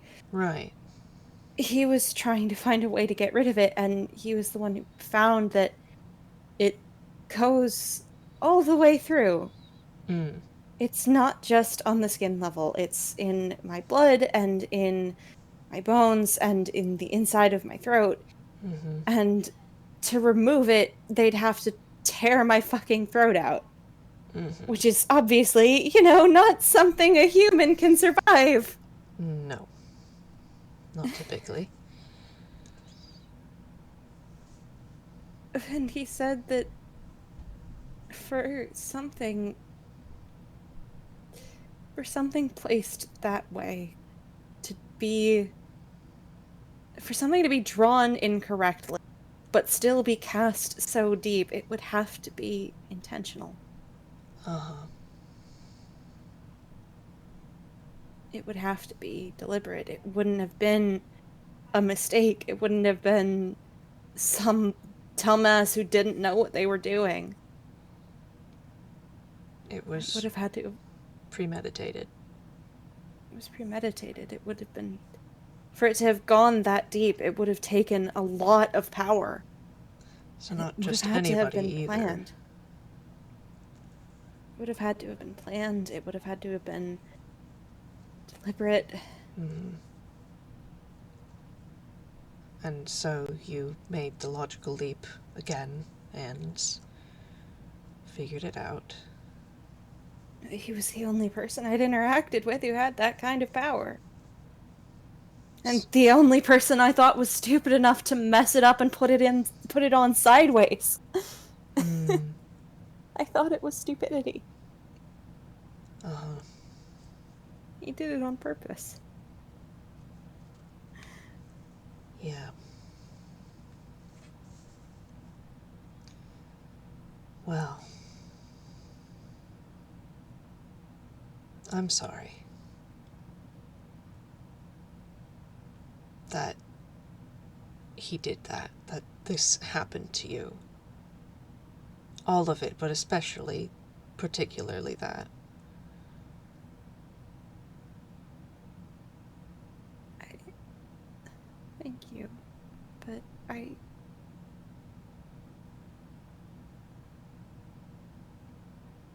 he never wanted to let me go home. Hmm. He said that he was working on it, but he sent me here. If he had enough wherewithal to pull me from my home, he had the power to send me back. Yeah, He almost could have sent certainly. me back. He could have sent me back. Yes. Maybe he couldn't. I don't know. Maybe he fucked me up enough that I can't go home. No, No, I can't think that. I can't think that. No, I have to go home. I have to go home. It's fine. It's fine. I can. Fuck. Professor's not necessarily going to comment on that because he doesn't want to push him over the edge. Yeah, fun fact, that lace effect keeps like trying to reform and keeps Mm-hmm. getting pushed back. It is a very visible fight at this point. Mm-hmm. Mm-hmm. And Yu is hugging Dyer like a lifeline and just he sent me here on purpose. Hmm. He's not a sadist. He wouldn't send me here just to infect people, so why? Well, he brought you in and he put a rune on you that collects magic, essentially. Draws things in out from the world around it and puts it in a singular place. Um, It's always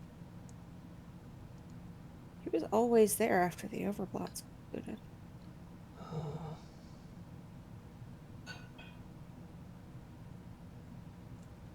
if he was always there at the overblots, then it may not have just been magic in general. He might have been manipulating you to specifically be at these events, be involved with them, be involved with the people who would snap, and made sure afterwards that you hung around long enough to absorb whatever was, whatever free energy there still was around. He was putting overblot in you. But why? And then I suppose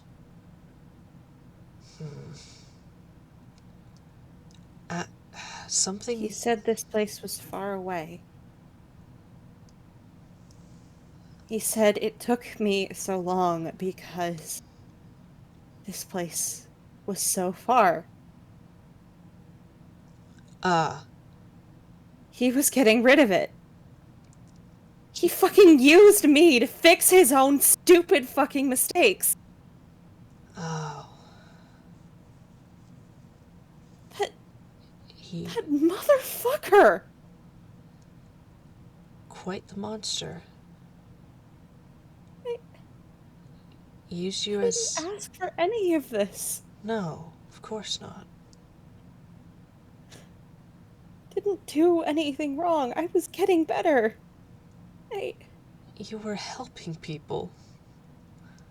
That's all you ever meant to do. Help people and get home. And it sounds like you did as good a job as you possibly could have. You were just cut off at the knees time and time again.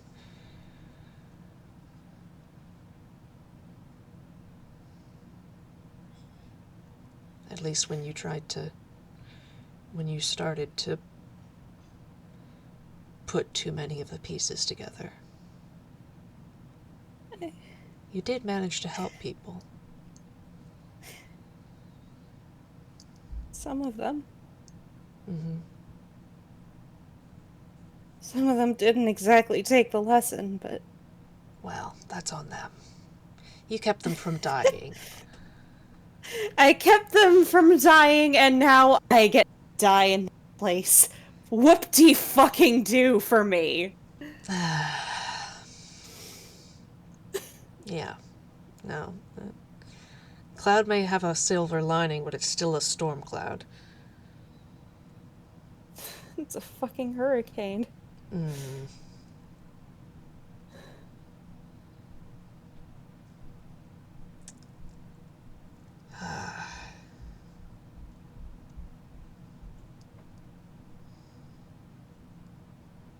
can't go home, can I?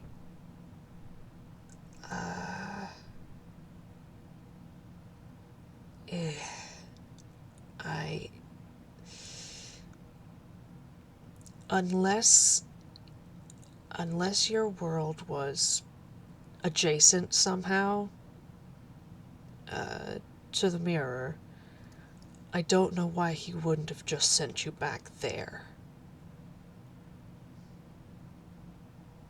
If he thought it was too close, that might be a reason.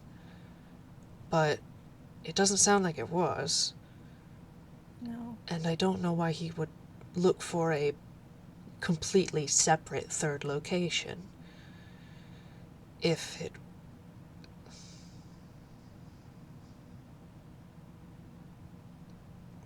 He wasn't going to say anything, and then he did. I mean, to be fair, you did ask. Yeah. Yeah.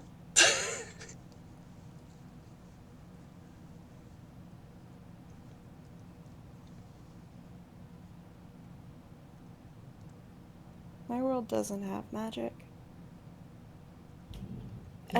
It has things that are close, but it doesn't have real magic. Not like here, not like the mirror. Mm-hmm. If magic, like what these worlds have, is He looks down at his hands. If it's so deeply woven into me that it's eating me alive, probably can't be taken out. Which means my whole theory falls apart. Because the idea was that if I could go home, then fucking Right. Yes. the Okay. rune wouldn't matter because I there would be no magic and it would be nullified and I It was a good theory. We will find but something else. if it's affected me like this, if I went home, it would kill me, wouldn't it? I. I'm doomed either way.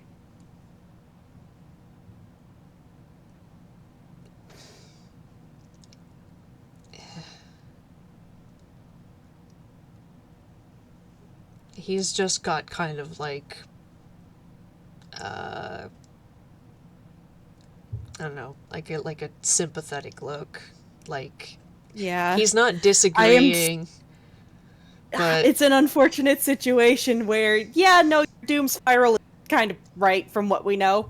yeah, yeah. Uh, it's okay. That solution is not viable anymore, but we can find something else. We can do something else. We can resolve this a different way. You won't. I don't think you'll be able to go home, but you don't have to die.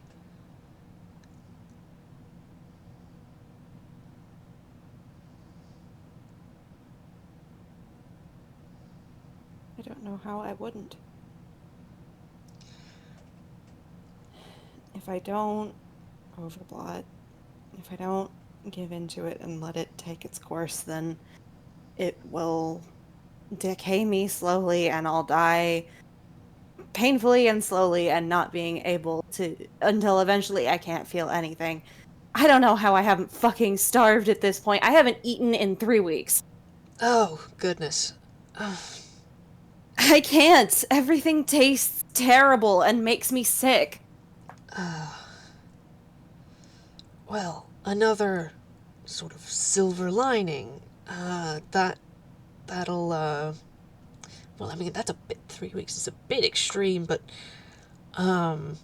tunes, they can kind of go stretches of time without such things and have. Yay, rule of drama, I guess. Yeah.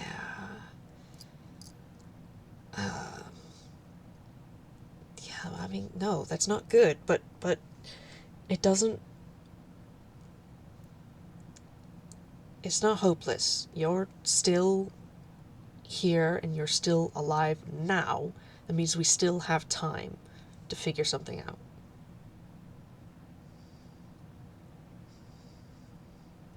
Yes, the outlook in two different directions looks very, very bleak, but we can find a different direction. And maybe it'll be difficult. It'll probably be difficult. If it were easy, I think we would have found it by now. Probably. The people I've met here have been some of the smartest people I've met in my life. Yourself included. But we can work on something. There's got to be more. And now that we understand the motivation for the purpose of the rune, as insidious as it was, we know what it is now, and that might help figure out how to either remove it or block it or nullify it or something. I don't know what yet.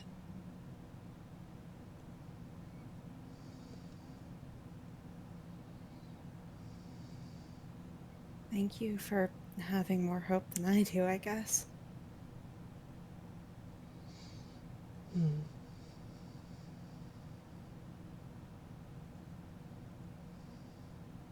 It's alright. Hope is difficult, and you're in a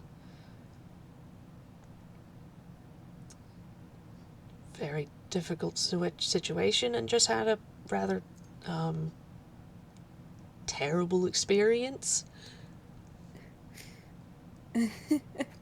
That's one word for it. Um, Honestly, I'd rather know than not know. Least at least now I won't be trying to work towards a goal that isn't possible. mhm. And you've also got a parasite that makes you sort of um, see the worst in things. Uh, Yep. react with your worst reaction. So I'm honestly not surprised. But You have no idea how I'm being right now. Oh god, it's deafening. I oh, I really hope no one who I live nearby is a telepath. In which, if they were, I would be so sorry. Oh god. I mean, I've had to deal with this thing before. Oh god, it wants me to go and find an empty space and just have a breakdown and not get up.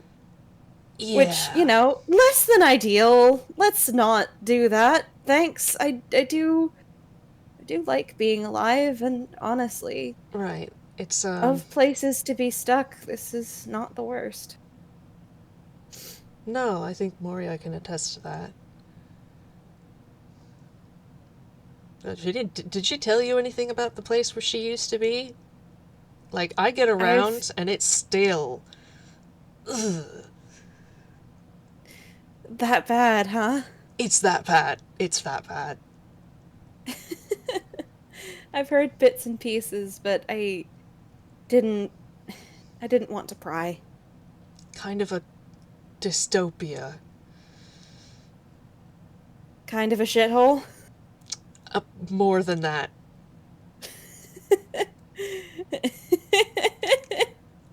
Well, I'm glad at least that one good thing came out of that place, and that's, well, two, I guess. There's Moria and Yubi. They're both here now. But, Mori is a good thing. absolutely. And she deserves good things. And so do you. Agreed. So we're going to work on that.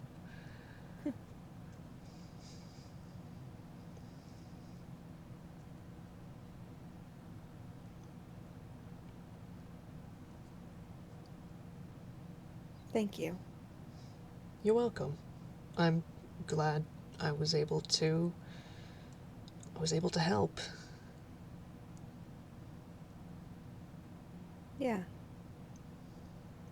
Like I said, information sucks, but even if the truth hurts, it's better to know what's going on than to be blind. I feel the same.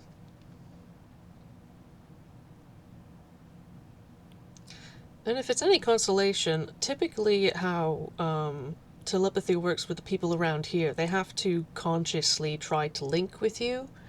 Um, so unless somebody specifically targets you and says, "I wonder what's in his head," sees you and says, "I wonder," or they know who What's you are, going on? then they're probably not going to get anything. Oh, God.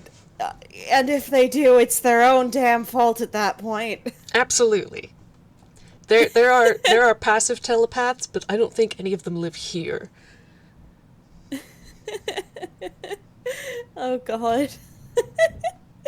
Oh, I should hope not. Oh, boy. That would be an unfortunate circumstance. Mm,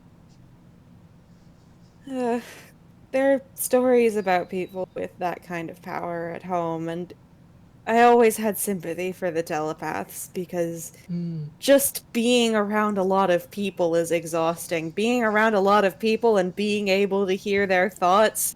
Mm. Oh god, I would tear my own ears off. Yeah, it can be a lot.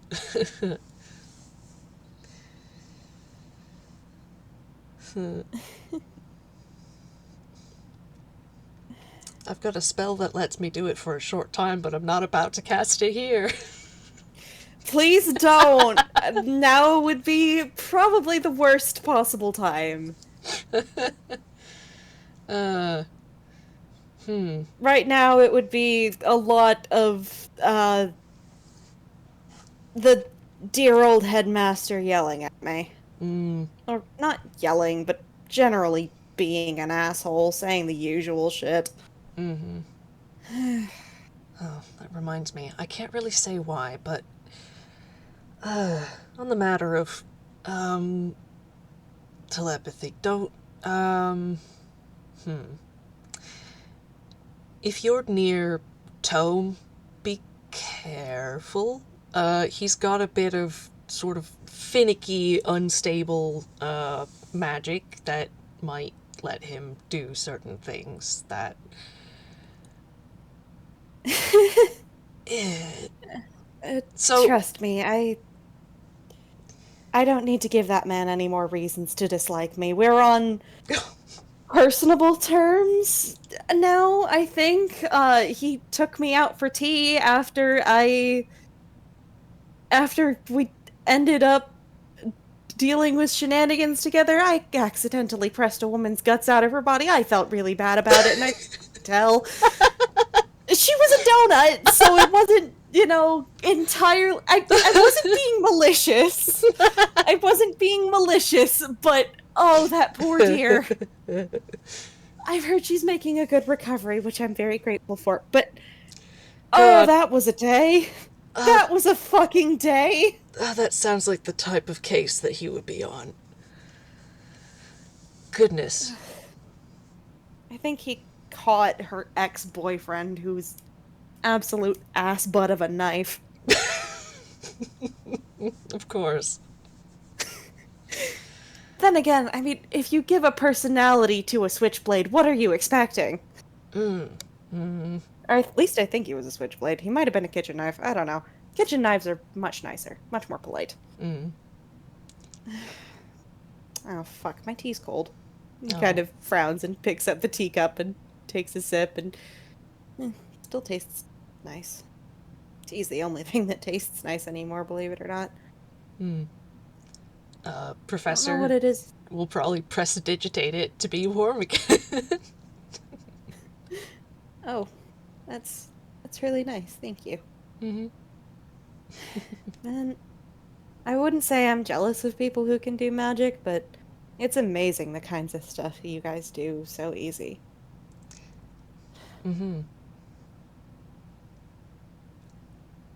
It, it's certainly interesting. And hey, if you, well, if we manage to find a solution to this that allows you to interact with magic normally and you remain attuned, you may inherit some inherent magic. Usually, toons are able to cast one or two things, depending on what sort of toon they are. So, who knows? Who knows? Honestly, I don't really care. I'd take, you know what? I may never be able to do magic, but at least I'm not gonna die. Yeah, as astonishing it can be, as wonderful magic can be, you've probably had enough of it. I would imagine. I've had a pretty rough, I've seen multiple faces of it. Some of them are very pretty, others are really nasty. Mm-hmm. I don't think I like enchantment magic. That's what you said it was, right? The Yes, string stuff? that's what it counts for around here. Are they gone? No, it's something else happened. The strings were the obvious sort of target, but it didn't target that. The spell targeted instead the memories, which is the same class of magic, I think. That's still enchantment magic, but it wasn't the strings, it was the mask. It cracked apart. You kind of reaches up and puts a hand on his face. Isn't it? I think I might know what that means too. Hmm.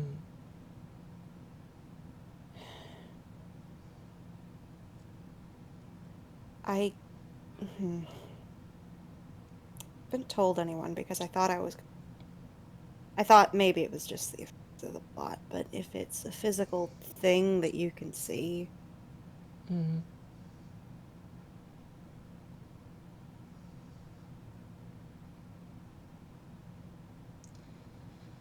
as it's gotten worse, again, I chalked it up to just the effects on my mind because I know the blot can fuck with people. I know it can mess with how you think, it can mess with how you see the world, Hmm. see yourself, see the people you care about, but Certainly. But to get an outside confirmation. it's felt more and more lately like I haven't been myself. Hmm. I do things and they're not things that I know that I would do. They're out of character? Yeah, Hmm. that's one way to put it. It's like it's like someone read the Cliff Notes version of me, Hmm. that frame of reference. Mm-hmm. It's like someone went on Spark Notes and found my story and decided to try and tell it again without having actually read it. And they didn't do it quite right. Hmm. Missing a lot of the He nuance. he nods and frowns. And I keep making stuff that has blueberries. I Blueberries. like blueberries, don't get me wrong, they're good, but they're not my favorite. They're not what I would go to normally if I was thinking straight. I That one I didn't know how to chalk up to the plot, but Huh. I wouldn't I don't know why I keep going for blueberries. My preferred flavor for anything sweet is lemon. Hmm. Blueberries. I don't know. Is there any symbology with that with blueberries? Plenty. And pretty much any fruit is going to have some kind of symbolism. Well, right. Um Blueberries. yeah. Blueberries. Um I mean, even just the Hang on. word fruit. I have a book on hand that I can look this up Hell in. Anyway, yeah! continue. Even just the word fruit can have several different meanings, which don't necessarily mean uh, a fleshy piece of plant that is tasty. So that's a slang term here too. Hmm. He just grins.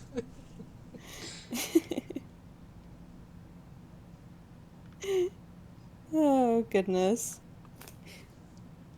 All right, the I found the which one it is. Blueberries is 951. You kind of thinks for a minute and laughs and says, "Oh, that's that's funny, actually. If I remember right, blueberries aren't hmm, they're not as symbolically heavy as say something like, oh, I don't know, fucking pomegranate. Mm-hmm. There is so much wrapped up in pomegranates, you have no idea. But I might, but go on. but blueberries are for prayers, and they have power over knowledge and the astral plane and control and finding Ah, lost things and overcoming evil. huh. And uncovering secrets and protection against psychic attacks. Well, That motherfucker. huh. Interesting. Honestly interesting that you had a sort of subconscious connection with whatever's going on, which we still don't completely know, and what we do now know was going on, and what you already knew what was going on with the symbology of fruit. That's not actually that surprising. And he kind of wipes at his eyes, and sighs, and says, I really like symbols. Mm. I I used to take a lot of honors English classes back in my home world, Oh. and a lot of what I did was analyzing symbolism in literature. And I worked at an art museum, believe it or not. Mm. I gave tours in the summer, and uh I looked after people's kids that they would leave with our daycare program. And Mm. part of what we did was we would go through the museum together and look at all of the different pieces, and I learned a lot about art and about the symbols people use and the way that they can mean different things to different people. Mm-hmm. And I would use those to put together stories for the kids or to Mm. explain the paintings to our patrons. Mm-hmm. Well, perhaps it's not that surprising then, as you say. Yeah, just a bit funny. Mm. Astral plane. It it could just be another one of the associations, but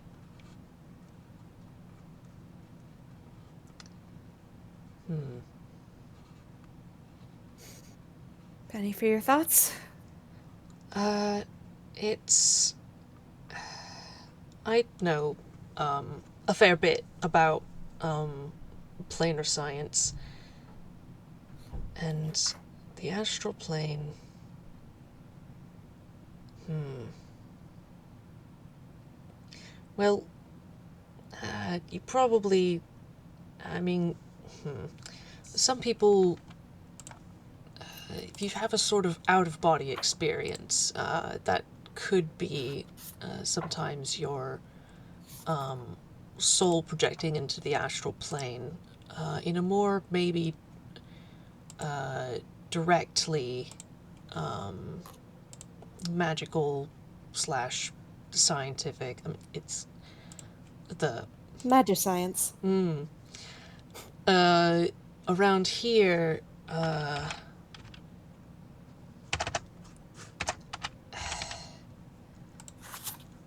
Astral projection. You can project your body into the astral plane, and you're sort of.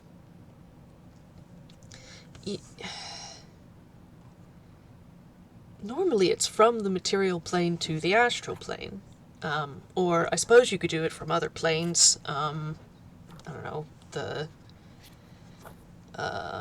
Probably do it from the ethereal plane or Mechanus or Pandemonium or. Pandemonium is an actual place? Uh huh. I thought that was just a theological construct from Paradise Lost. Okay, that's a new one. Yeah, no, there are many hells. But, let's see, Megan, I don't know, Yggdrasil or something. Uh, but and you're sort of yourself, this projection. It's you, but there's this cord connecting you, to your true self, your body back in the plane you, essentially traveled from.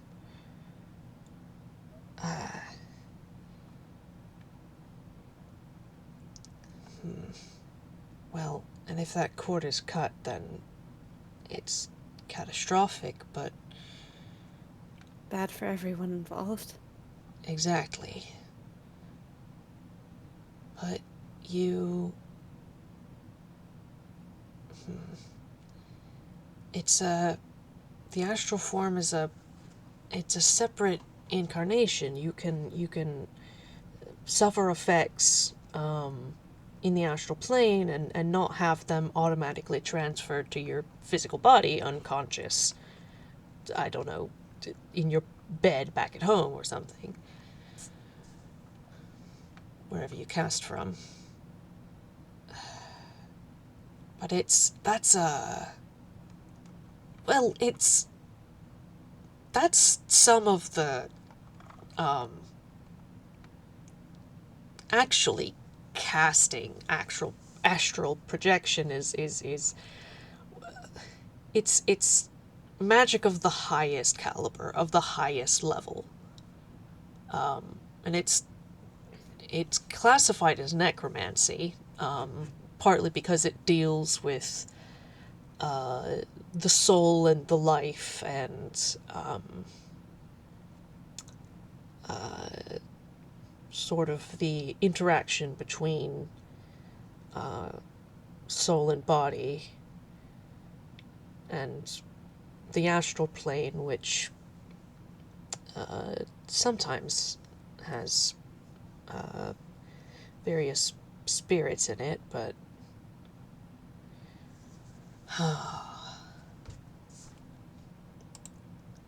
there are less powerful spells, but Would it be possible to project something from the astral plane out into the room? I don't know. Well, because Theoretically, I don't know. I I don't think I can think of anyone who's done it, but go on though. you you described it as a mask, right? Yes. This might just be something from them. I don't know, but like I said, I know a lot about symbols, and I know a lot about putting things together Mm. from existing information.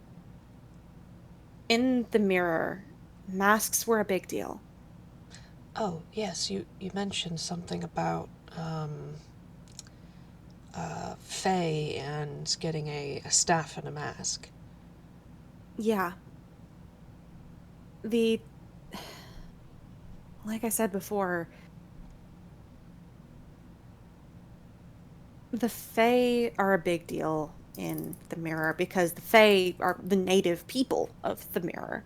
Mm. Fae, merfolk, beastmen, they're they're the dominant races, if you will, the more prevalent people of the Mm. mirror. Mm-hmm. Humans, normal, plain, vanilla, unaltered humans, are so rare as to, at this point, no longer actually be existing there. I was the first fully non-magic human to be there in centuries, Mm. because even what humans do exist are exposed to magic from such a young age that they're different. They're Mm. not By the time they're not they like me. right. They're not like me, and they're maybe not like humans that we'd see in this world. Mm. Because I have to imagine somewhere in this world there's a non-magic person. Oh, of course. No, there are plenty of non-magical people. Exactly.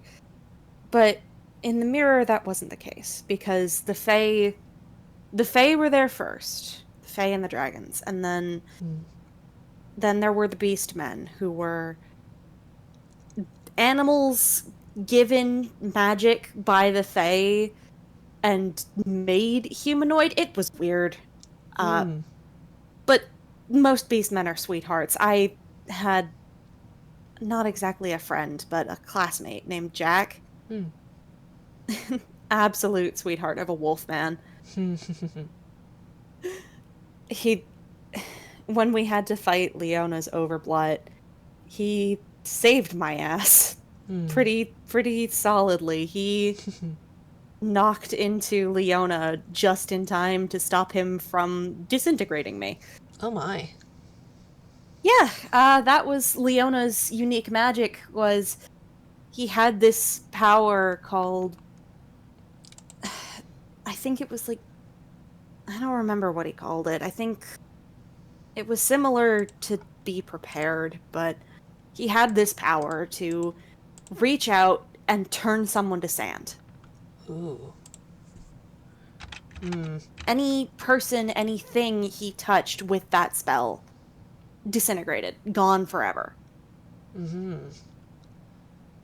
We have a spell called disintegrate here. It's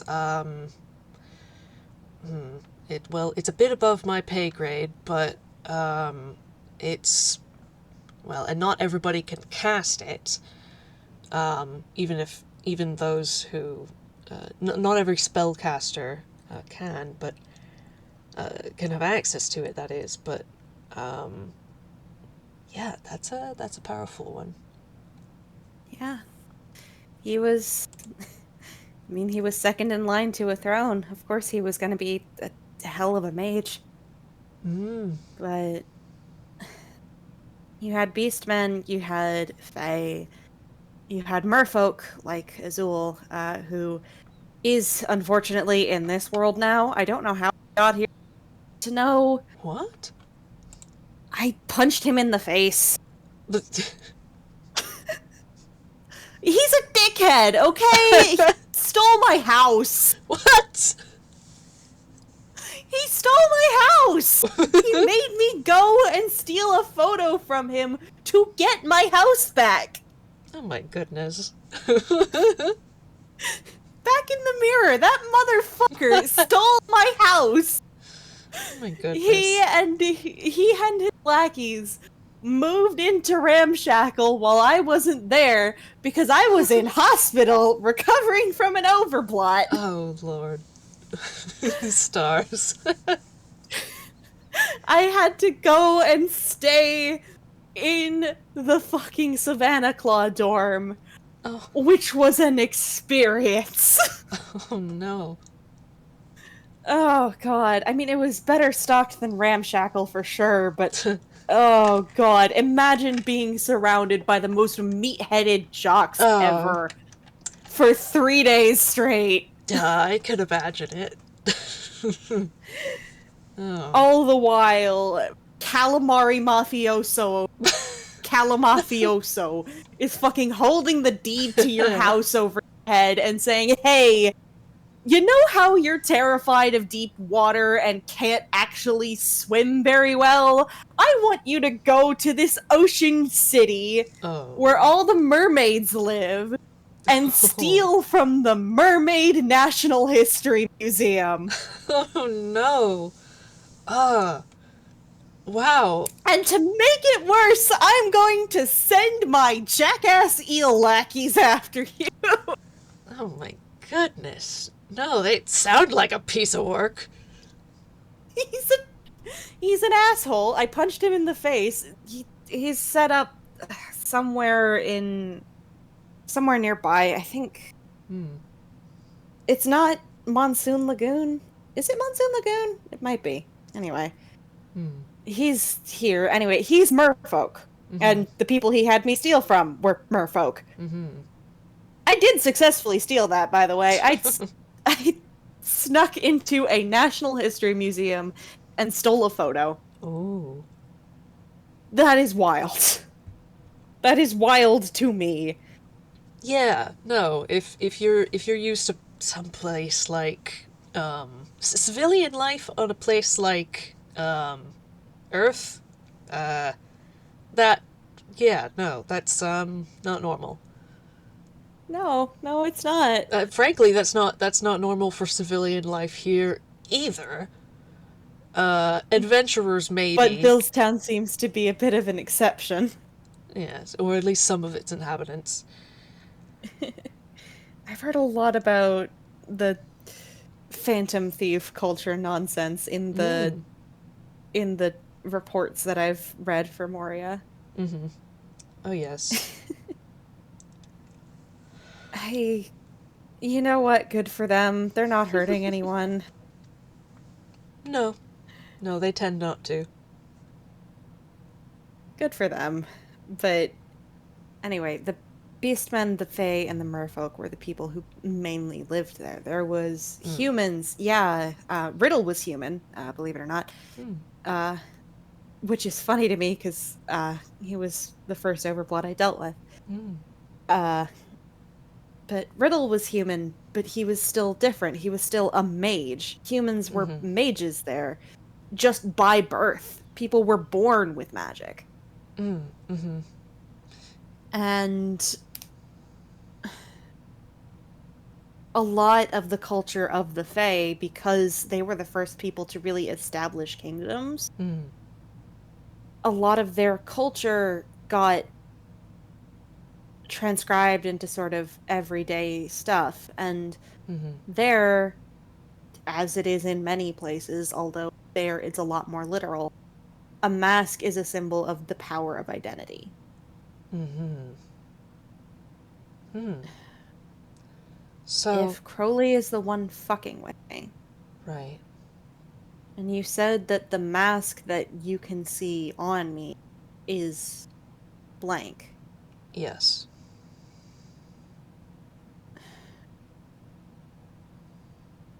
by changing, by projecting a mask onto someone else, it might be theoretically Hmm. change someone's personality. That would explain some things. That would explain. I would explain a couple things. He would want me to obey everything anyone tells me. Jackass. Oh, have you been doing that? Is that part of the sort of out of character bit? Yeah, I haven't it noticed it sucks. with me, but You haven't exactly given me any direct orders. You've asked me questions, and I haven't been able to stop myself from answering, even though I really don't want to, but oh, he does look a little bit like sheepish. Like he certainly hadn't realized. it's fine. It's not your fault. I didn't tell anyone. Mm. Honestly, it led to knowing what was going on, so maybe it's for the best. Mm. Even if it is involuntary honesty. Mm. Uncharacteristic candor, if you will. Mm-hmm. Mm. But elsewhere it's been maybe more overt. Yeah. I think Camille and Minami noticed. Mm. They've interacted with me in Inkspace, and it's so much worse there. Ah. Here, it's little things that I only notice when I catch myself doing. Mm-hmm. There, it's more, it feels like I'm seeing myself from the outside. It That's feels like I'm watching someone else be me, and I know where their decisions are coming from. I know what they're thinking. I know what this person that is me but wrong is trying to be, mm. but That's that's very it feels characteristic wrong. of astral projection. Either of the projection watching as the body against the way that usually the spell goes is becomes awake and is able to go do something else that's not supposed to happen, or if the or from the perspective of the primary true self, again waking against what you're supposed to do and watching the projection go do something else. And either way, like, it's you. You're not, it's not supposed to be different, but this mask with this factor, and well, it's not magic from here, so it could be different. It could be working differently, even if it's interacting with our planar system. It may not require, I don't know. Maybe Ink space isn't from your planar system. It's a gray area, wouldn't it be? If it's something from a different, I mean, I don't know. I don't do planar science. I've had to look into it a little bit for the thing I was trying to do, but if you take a demiplane from one planar system and shove instead it in of recreating it, just move it into another. If the goal was to get rid of it, then the idea would be for it to get brought with me. That would explain why I feel so at home there. Oh, yes. That It would explain why I know things that I shouldn't. You're probably, again, not how it works here, but I could see it be how it works there. You're probably the, well, I don't know. Again, it might not be the same. You might be the person that demiplane is, if it is in fact that it's tied to. Essentially, it exists on the caveat of you existing.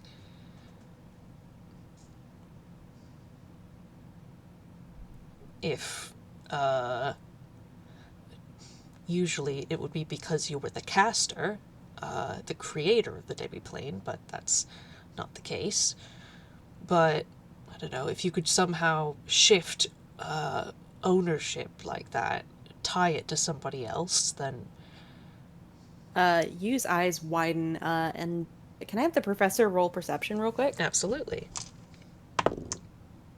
Okay, that is 18. Yeah. His eyes widen, and there is a flash of that yellow color. And he frowns and says, "That's it. That's what he did. He made that. Or, correction, he made it the way it is now. I don't ask me how I know this, Well, because I don't fucking know how I know this, but I just saw your eyes flashed yellow, so well, that would fucking explain it. Anyway, it didn't used to be like that. It didn't used to be collective. It used to be individual. oh. It would be summoned for one person. I remember reading about a ritual that was similar. I remember reading about it because I was trying to find ways to help myself fucking survive the next overblot after fucking Jamil nearly killed me. I was looking for ways to make sure that I survived the next one, and I found an old spell book in Sylvan, and Lilia helped me translate it, and one of the story spells that was in there was for a spell that no longer worked. It was for the original version of whatever overblot is. Oh. He fucked it up somehow.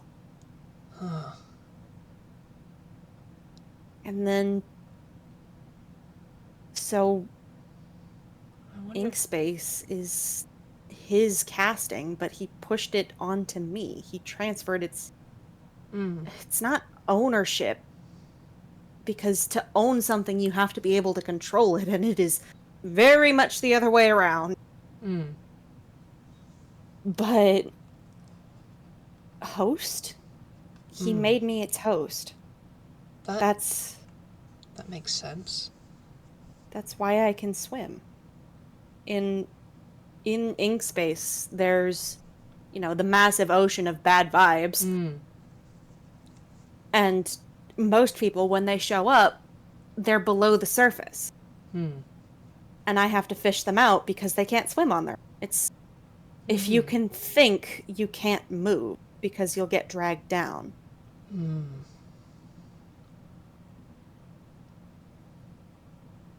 But I can. He kind of shakes his head and it's just, I don't know where that information came from. But that explains some things.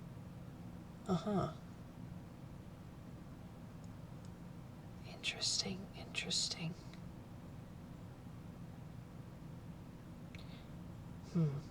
Well, it doesn't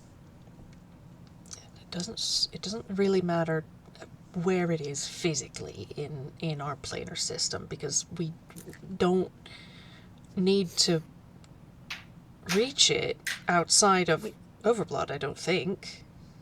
We don't need to go there, and if we did, I have a way to get us there. He tilts his head. And he kind of waves a hand. I took Jubilee. Oh.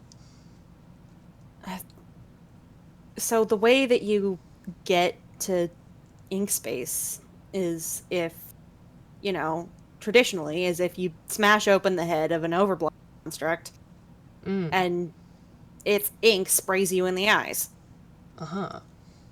You sort of fall asleep and you wind up in ink space. Advantage of being melty, I guess. I'm a source of that ink. I can take people there if I just put that ink in them in some way. I prefer not to do it unless I know that they are immune, though. Jubilee was an outlier because his door was still there after we finished helping him, and there was unfinished business. I see. Well, and since he had already overblotted, he wasn't really at risk for reinfection, especially not that soon. Exactly. Interesting. That's, again, very powerful magic that you're able to do that. That's, I wish I knew how! Or, honestly, I wish I didn't at all. That would be nice. Right. Okay, so we don't need to get this. I don't necessarily need to figure out where it is. I could do that on my own time, theorize, but we know it's around, and in space, something about, well, I don't know. Then there's the astral plane. Demi-planes aren't usually in the astral plane, but I don't know that they can't be. And again, it could be a matter of otherworld magic mixing with this world's rules, trying to run the same software on a completely different set of hardware. Exactly. It's able to sort of bend the rules. Okay, so Yeah. Instead of breaking, it corrupts everything around it. But continues to work fine. Right. I think what I'm trying to figure out is if there's something connecting you to the astral plane, whether this is... If you're... if astral projection is at work, or something similar to it, it's possible that you're uh, there's not really a What, good way not to real? it's not really a good way to say this, but a projection. But that the way the spell works, it doesn't feel like one. You're still yourself, you're still a person. It's you still remember the things that you went through. You just, don't take the same damage if you uh but that would explain why when I look at you, I see that mask, which would have been put in place to alter your personality, as you said. So that way, you would act in a way that worked with Crowley's plans. Now, I don't know why he just didn't.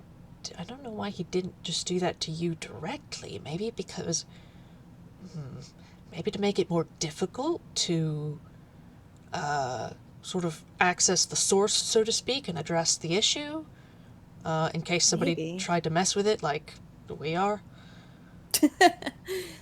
Yeah, I don't I But, don't know. I can recognize when I'm doing something, and he kind of raises his hand to do air quotes, out of character. I feel like myself. I can still be damaged. I still can be hurt. I can still, well, up until this started happening, and he gestures to the ink on his arms. I right. used to be able to feel things, So, your but connection might be.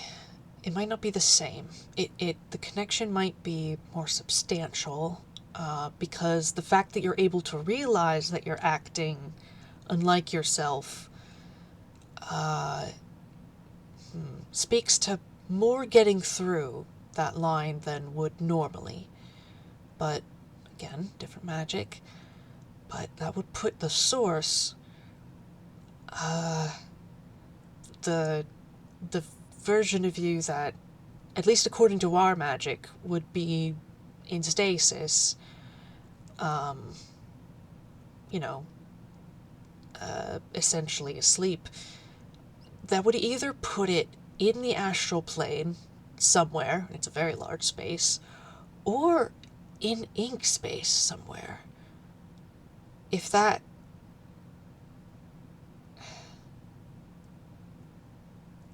Would that make sense? Would it make sense for him to put you there? I mean, if he wanted to send it somewhere with me, there would have to be some part of me stuck there, wouldn't there? There would have to be something to anchor it to. I think so. And if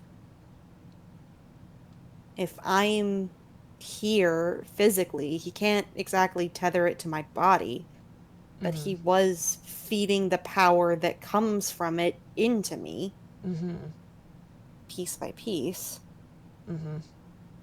So maybe it's, I don't know. I think I'm pretty sure my body is real, but It. I don't know if my mind is. That's kind of a harder thing to check, don't you think? Yes. And, I mean, even within our version of the spell, you are.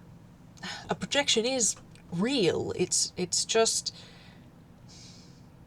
It's not your usual. Uh, it's usually because it's very difficult for a physical body to travel between the planes. Mm-hmm. So it can be nice to sort of have yourself a keep keep your... it's kind of like having a save file. You have a version of yourself that's still safe at home, and then you've got another version of yourself that goes and gallivants across the astral sea and the various planes. And It's a bit like setting up a deliberate it was all a dream. yes, because you can either willingly return to your body and when you're done, or if you get killed out there, then you still come back to yourself. There's still Right. another you to be.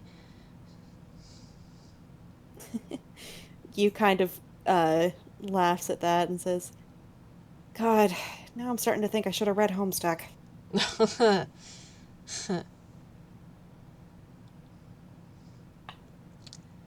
Well, this is... And again, it's not exactly like astral projection, because I'm pretty sure if this is working the way... If this is to work the way Crowley wanted it to work, the magic isn't just going into your projection, it's going into your physical body. It's going into both of you. It's going into your stasis self through you.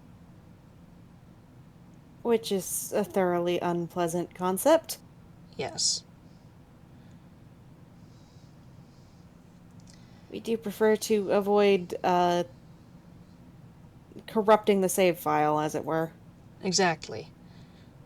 And astral projection can be, as a spell, can be dispelled or dismissed or stopped without killing the person, but obviously. But but in your circumstance, that might not be... It might not solve the problem, and it might make it worse to try something like that, because it takes magic to do that. You either have to be the caster and will it to not be so anymore, and whether or not he's even still connected to the spell is debatable, because he shoved it into another world. But the other thing would be to use an external force, another spellcaster, to essentially break it with other magic. I mean, kind of like I did just now with Greater Restoration against what he had going on.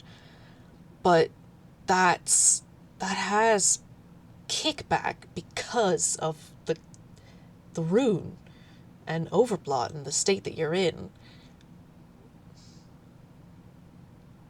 That might be too risky to try, at least At the very least, it's magically. definitely too risky to try after we only just got out of a risk mostly unscathed. Let's not push our luck. Oh, absolutely, absolutely. This is just... Speculation. it's just speculation. This is another sort of tool in our toolbox, but not one that we're going to be trying anytime soon. There are lots of things that we should try before that. Yeah, that might be for the best. Well, I...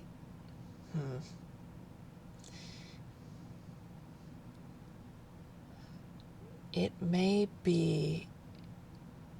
It may be necessary to, I don't know, search Inkspace for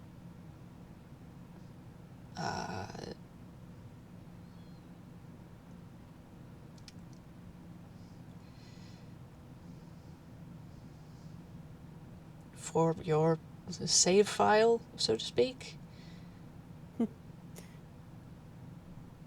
Yeah, for whatever this is supposed to be based on.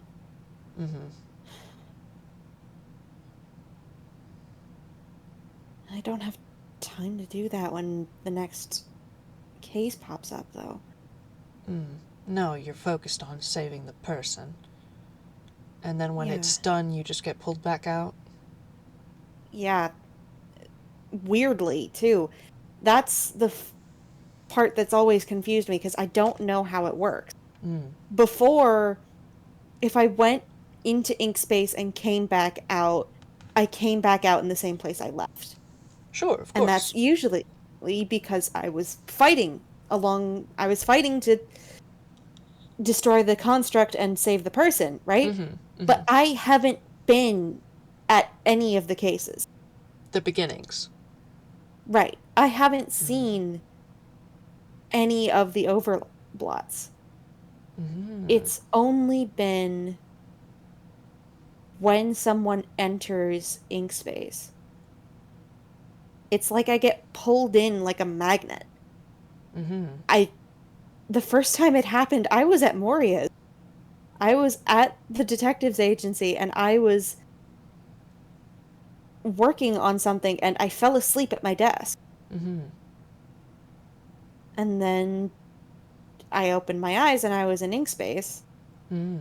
And then when it was over, I was standing in the woods with Jubilee and Moria and Tome and Lynn. Mm-hmm. That's never happened. Mm. It From what little I know and understand, that shouldn't be possible. It shouldn't have the power to transport me like that. Mm. No, I don't think so. But if we're going with this idea, then it's less transporting your. It's not conjuring your physical body. It's not teleporting your physical primary self from one location to another. It's kind of dispelling a projection and then casting another one, or I don't know, just sort of moving it through space because it's projection. It it uses different magic to move, or well, at least probably on the demi-plane's end it does. I mean, uh, I can effectively teleport around free there. then that makes sense. You Since you're connected with it, you can just sort of will yourself to be wherever in that And if space. I and a lot of what goes on in Inkspace relies on what you think makes sense.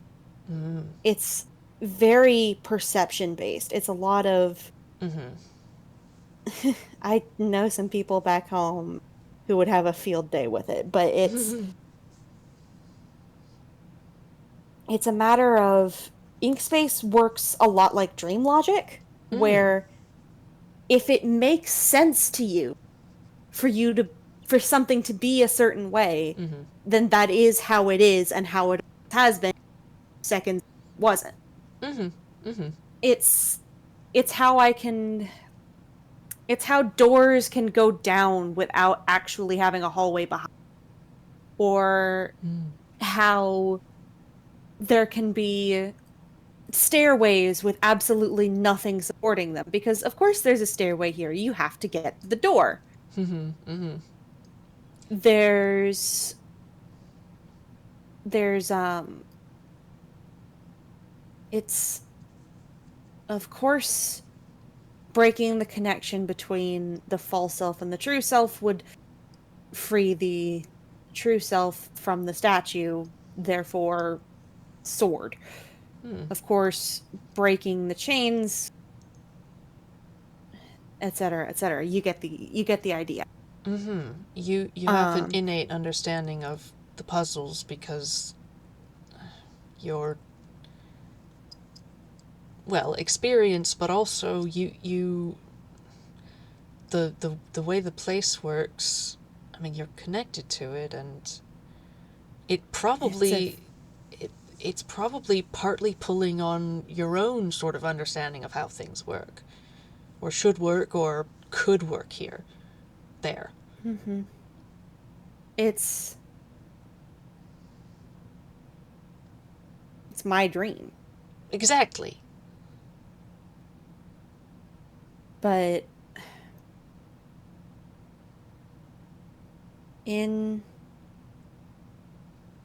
Inkspace, to leave at the end, you go back through the door you came in, but you aren't let back out in space. You're let back out into the real world. Of course, if I go through the same door everyone else does, I'm going to end up in the same place they are. The internal logic. So if there's 3 of them and 1 of me, and they're all expecting to go to the same place, and I don't know where I'm expecting to go, I would just be following them out. Right. It'll, it can't get a read on, your expectation, or yours is just overridden by theirs since there's more of them. It just,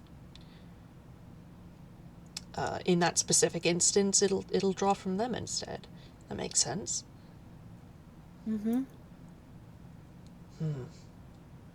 Alright, so during an overblot would be a bad time.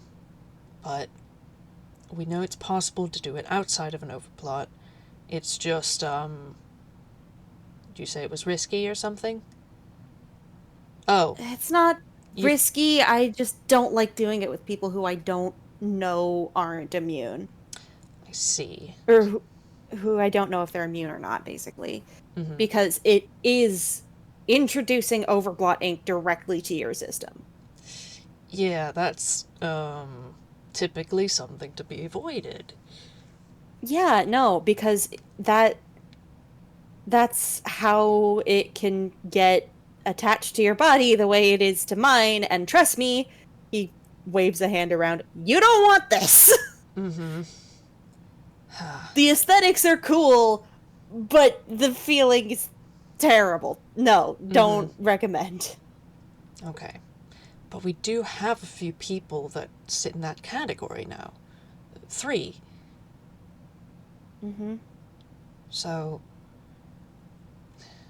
I may not be able to help directly, but at least them, they could, go in and, I don't know, I guess see if there's anything worth seeing. Or anything that they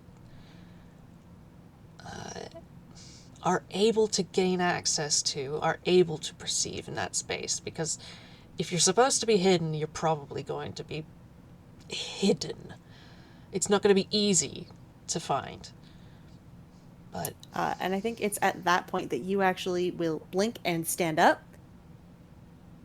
I don't have a key. Key? Sorry. Everyone in Inkspace has a door, right? Because Inkspace itself is just sort of a general backdoor space of ickiness, where all the bad vibes hang out. But to get to the individual puzzles, you have to go through doors. And every door is locked. And whoever comes to help the person that is affected, if they've been in Inkspace before, they get that person's key. And the door cannot be opened without all of the keys. I have a key ring there with 10 keys now.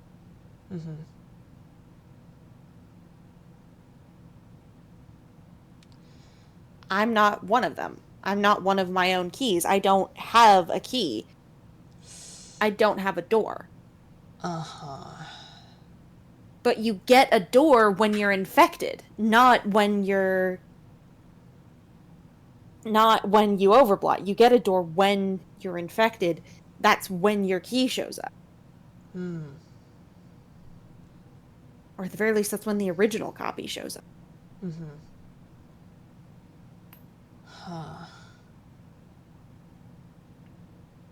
That does complicate things. So even if they found something, they might not be able to get in. Mm-hmm. And even if they were to look, I don't know. I know where everything in ink space is. I don't know how I know it, but Mm-hmm.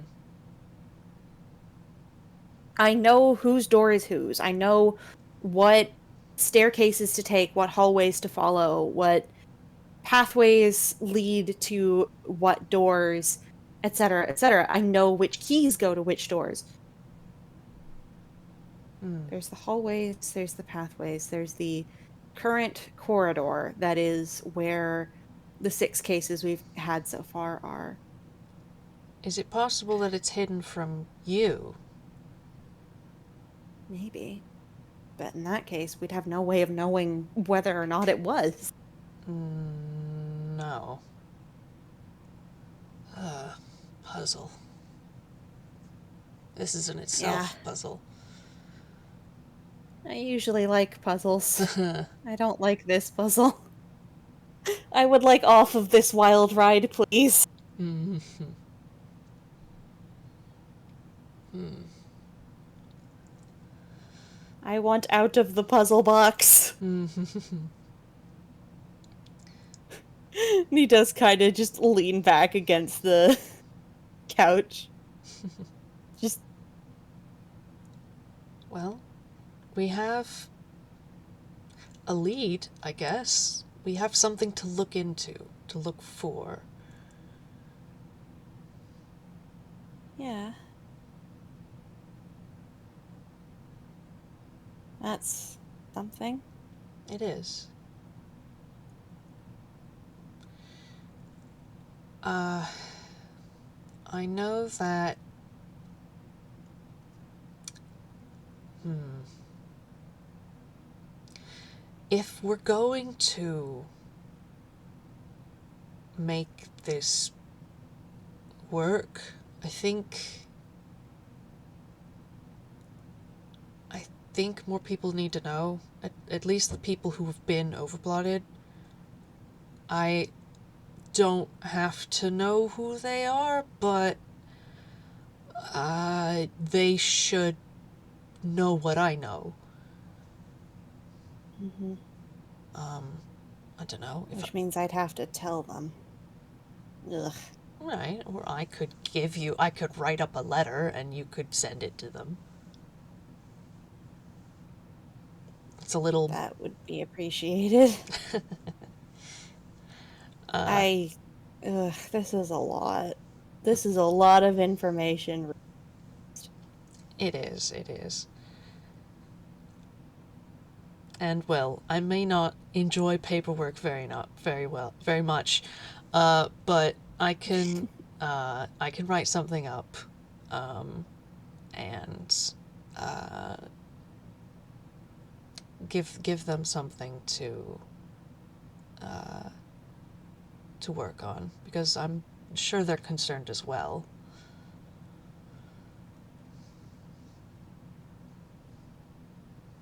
Yeah. Everyone's been really nice about this sort of thing. Hmm.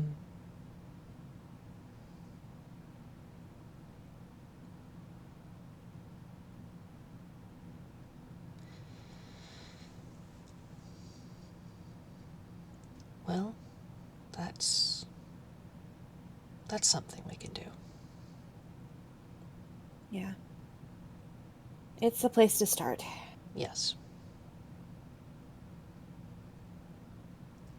Do they know each other have been uh overblown? Like, do they all do the people who do you get what I'm trying to ask? Yeah. Do they know? Do the people who have been overblooded know who else has been overblooded? Yes. They do. Well, some of them anyway. Um, Mm-hmm. it helps that most of them know each other. Oh, all right. Well, then halfway there. We don't have to introduce them to each other. Completely new people. I mean, well, here's No, hoping that none no. of them hate each other, but... No, they don't. All right. As far as I know, anyway. As far as I know, they're actually quite good friends. Well, that works out. They should be able to work well enough together. I think they're all in the group chat, actually. Well, Or then... at the very least, the ones who have already been affected. Mm-hmm. The, like I said, there's 3 cases that still haven't popped, for lack of a better term. Yes, Crystal and 2 others. Mm, I don't. Let me rephrase. I have theories as to who the others are, but I don't have confirmed. One of Mm-hmm. the doors is made of coral and sea glass, and the other is made of. It's like an old oak door, but it's burned around the edges. Huh. I... The coral one, I don't know. I don't know anyone with that sort of motif around here. Um, and then the old oak door, burned around the edges. Fire. Who has fire? Old oak. I don't. I don't know. Like I said, I have theories, but I don't Mm-hmm. want to confirm or deny anything so far. All right, hang on 1 second. Somebody's trying to talk to me. Give me 1 second. Oh, yeah, this FPS has gone on a lot longer than we planned.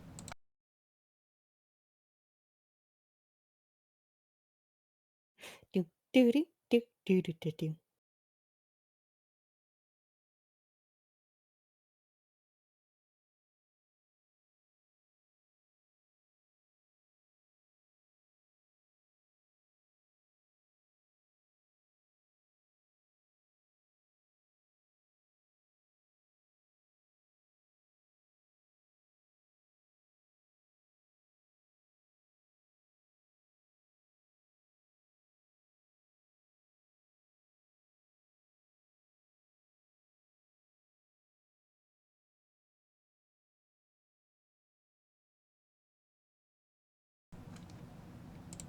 All right.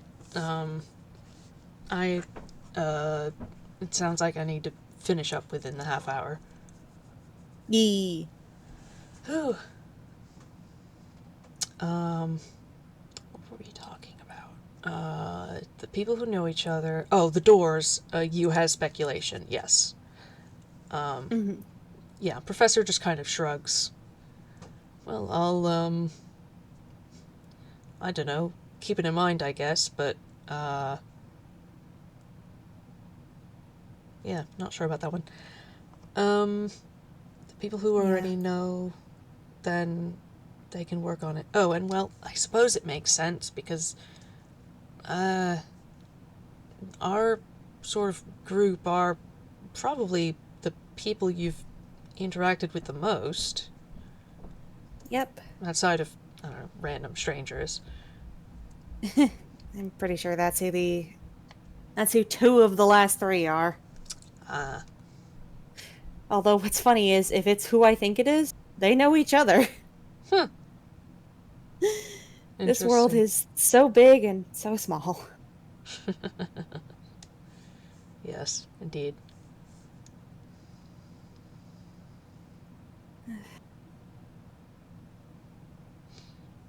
Hmm. If there's anything I can do or get to make you more comfortable like this, uh, I don't know,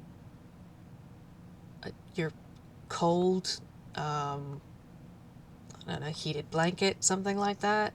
Uh, I think I've got the world's best heated blanket right here, and he holds up Dyer, who has fully fallen asleep on his chest. Fair enough. But if there's anything I can do, please do let me know. I appreciate that. I'll let you know if I think it's something. Hmm. And again, thank you for helping.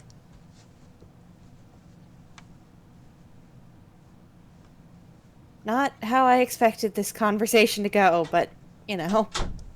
Mm-hmm. Yes, well.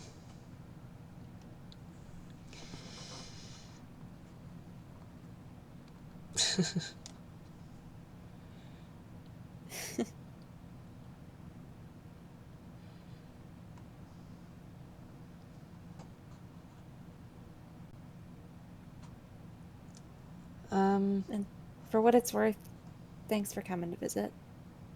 Of course. You're welcome.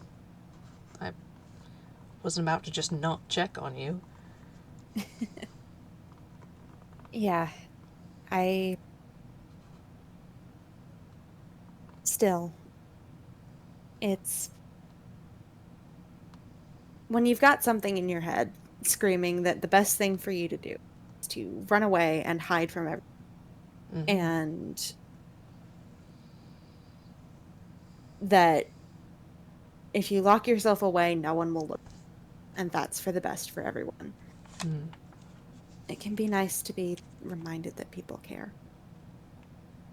Yes, I agree. So thank you for that. You're welcome.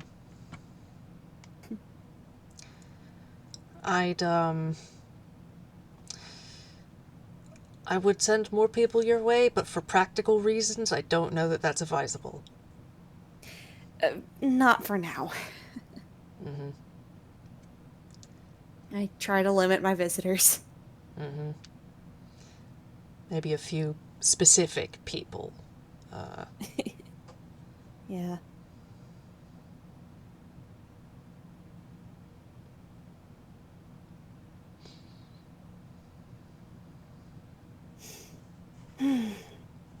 What a day. Yes. Hmm.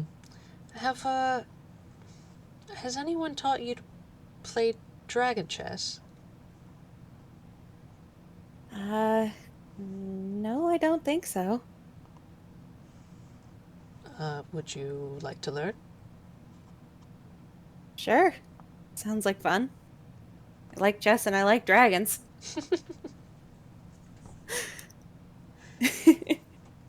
Yeah. Well, Professor will take out his, portable, board in pieces in a nice little box that, was a gift from his friend Amber. Nice. Do we want to pan out there? Yeah, I think so. Awesome. That was a fucking delight. Thank you so much for being with me. Yeah, thank you. My goodness. So Oh much boy. happened. So much happened.